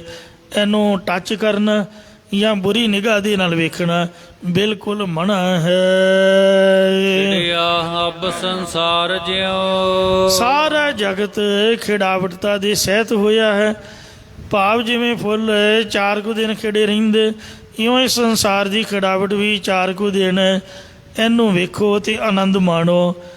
ਬਹੁਤਿਆਂ ਨੂੰ ਹੱਥ ਲਾ ਕੇ ਤੋੜ ਕੇ ਅਤੇ ਖੇ ਖਰਾਬ ਨਾ ਕਰੋ। ਸਤਿਗੁਰੂ ਕਲਗੀਧਰ ਮਹਾਰਾਜ ਜੀ ਨੇ ਨਿਜ ਮੰਨਿਆ ਹੈ ਕਿ ਇਸ ਬਗੀਚੀ ਵਿੱਚੋਂ ਆਪ ਦੀ ਪਸੰਦ ਦਾ ਇੱਕੋ ਵਾਰੀ ਸੋਚ ਸਮਝ ਕੇ ਇੱਕ ਫੁੱਲ ਤੋੜ ਲਓ ਅਤੇ ਉਹਦੇ ਨਾਲ ਹੀ ਜ਼ਿੰਦਗੀ ਨੂੰ ਗੁਜ਼ਾਰੋ। ਬਾਕੀ ਦੁਨੀਆ ਦੀ ਹਰੇਕ ਚੀਜ਼ ਆਪਾਂ ਪੁਰਾਣੀ ਹੋਈ ਤੋਂ ਸੁੱਟ ਦਿੰਦੇ ਹਾਂ, ਨਵੀਂ ਚੀਜ਼ ਖਰੀਦ ਸਕਦੇ ਹਾਂ, ਪਰ ਇੱਕ ਫੁੱਲ ਹੈ ਜਿਹੜਾ ਆਪਾਂ ਨੇ ਫੁਲਵਾੜੀ ਵਿੱਚੋਂ ਤੋੜ ਲਿਆ ਹੈ। ਸ੍ਰੀ ਗੁਰੂ ਗ੍ਰੰਥ ਸਾਹਿਬ ਦੀ ਪਾਵਨ ਹਜ਼ੂਰੀ ਵਿੱਚ ਸਾਰਿਆਂ ਦੇ ਸਾਹਮਣੇ ਵਾਅਦਾ ਕੀਤਾ ਹੈ ਕਿ ਇਹ ਫੁੱਲ ਹੁਣ ਮੈਂ ਤੋੜ ਰਿਹਾ, ਇਹ ਮੇਰਾ ਹੋਇਆ। ਜ਼ਿੰਦਗੀ ਭਰ ਅਸੀਂ ਇੱਕ ਦੂਜੇ ਦਾ ਸਾਥ ਨਿਭਾਵਾਂਗੇ, ਉਹਦਾ ਜ਼ਿੰਦਗੀ 'ਚ ਸਾਥ ਨਹੀਂ ਛੱਡਣਾ। ਇਸ ਵਾਸਤੇ ਨਿਯਮ ਦੇ ਵਿੱਚ ਪਰਪੱਕ ਰਹਿਣਾ ਅਤੇ ਬਾਕੀਆਂ ਨੂੰ। ਸੋ ਮਹਾਰਾਜ ਨੇ ਕਿਹਾ, ਦੇਖ ਪਰਾਈਆਂ ਚੰਗੀਆਂ, ਮਾਵਾਂ ਭੈਣਾਂ ਧੀਆਂ ਜਾਣ, ਏਕਾ ਨਾਰੀ ਜਤੀ ਹੋਏ, ਪਰ ਨਾਰੀ ਧੀ ਭੈਣ ਵਖਾਣ। ਇਹ ਨਿਯਮ ਦੇ ਵਿੱਚ ਪਰਪੱਕ ਰਹੇ, ਰਹਿਣੀ ਰਹਿ ਸੋਈ ਸਿੱਖ ਮੇਰਾ, ਉਹ ਸਾਹਿਬ ਮੈਂ ਉਸਕਾ ਚੇਰਾ, ਰਹਿਤ ਬਿਨਾ ਨ ਸਿੱਖ ਕਹਾਵੇ, ਰਹਿਤ ਬਿਨਾ ਦਰ ਚੋਟਾਂ ਖਾਵੇ। ਪੌੜੀ ਪੰਜਵੇਂ ਪਾਤਸ਼ਾਹ ਜੀ ਉਚਾਰ ਰਹੇ ਨੇ, ਸੁਗੜ ਸੁਜਾਨ ਸਰੂਪ ਤੂੰ। ਇਹ ਪਰਮਾਤਮਾ ਤੂੰ ਸ੍ਰੇਸ਼ਟ ਘਾੜਤਾਂ ਨੂੰ ਕੱਢਣ ਵਾਲਾ ਅੰਤਰਜਾਮੀ ਹੈ, ਸਭ ਮਹਿ ਵਰਤੰਤਾ। ਅਤੇ ਸਤਿਚਿਤ ਆਨੰਦ ਸਰੂਪ ਹੈ ਤੇ ਸਾਰੇ ਜੀਵਾਂ ਵਿੱਚ ਵਰਤ ਰਿਹਾ ਹੈ। ਤੂੰ ਆਪੇ ਠਾਕੁਰ ਸੇਵਕੋ। ਇਹ ਪਰਮਾਤਮਾ ਤੂੰ ਆਪ ਹੀ ਮਾਲਕ ਹੈ, ਆਪ ਹੀ ਸੇਵਕ ਹੈ, ਆਪੇ ਪੂਜੰਤਾ।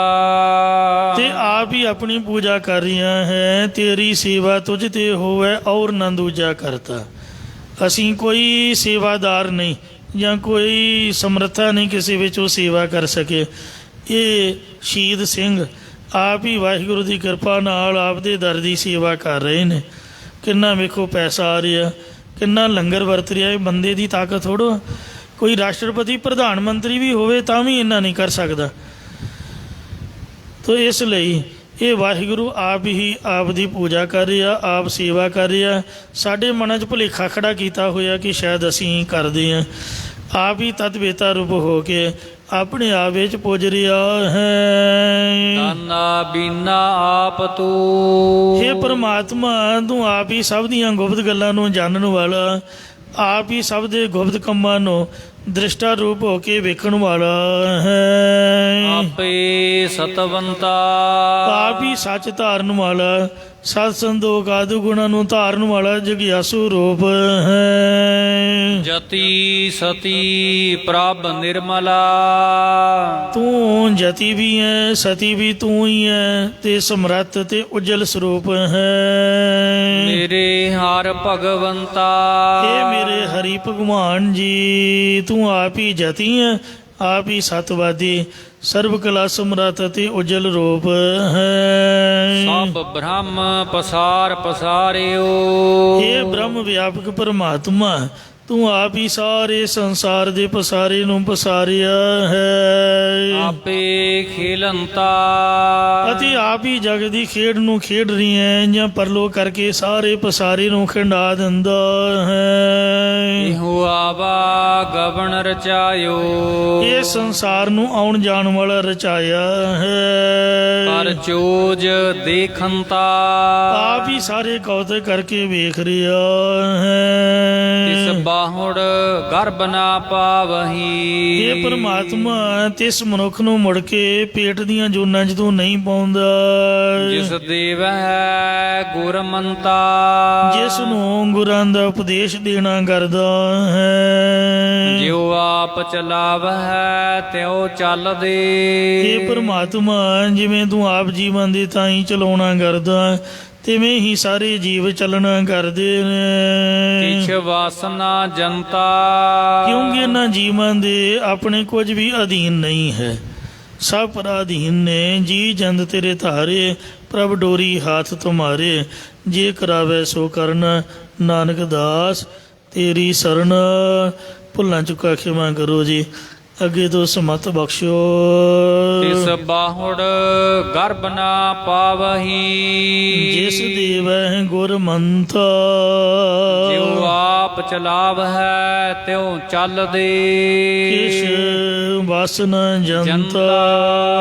ਵਾਹਿਗੁਰੂ ਜੀ ਕਾ ਖਾਲਸਾ, ਵਾਹਿਗੁਰੂ ਜੀ ਕੀ ਫਤਿਹ। ਰਾਮ ਕਲੀ ਮਹੱਲਾ ਤੀਜਾ। ਆਨੰਦ ਏਕ ਓੰਕਾਰ, ਸਤਿਗੁਰ ਪ੍ਰਸਾਦਿ ਆਨੰਦ ਭਇਆ ਮੇਰੀ ਮਾਏ। ਸਤਿਗੁਰੂ ਮੈਂ ਪਾਇਆ ਸਤਿਗੁਰ ਦਾ ਪਾਇਆ ਸਹਿਜ ਸੇਤੀ ਮਨ ਵਜੀਆਂ ਵਾਧਾਈਆਂ। ਰਾਗ ਰਤਨ ਪਰਵਾਰ ਪਰੀਆਂ ਸ਼ਬਦ ਗਾਵਣ ਆਈਆਂ। ਸਬਦੋ ਗਾਵੋ ਹਰੀ ਕੇਰਾ ਮਨ ਜਿਨੀ ਵਸਾ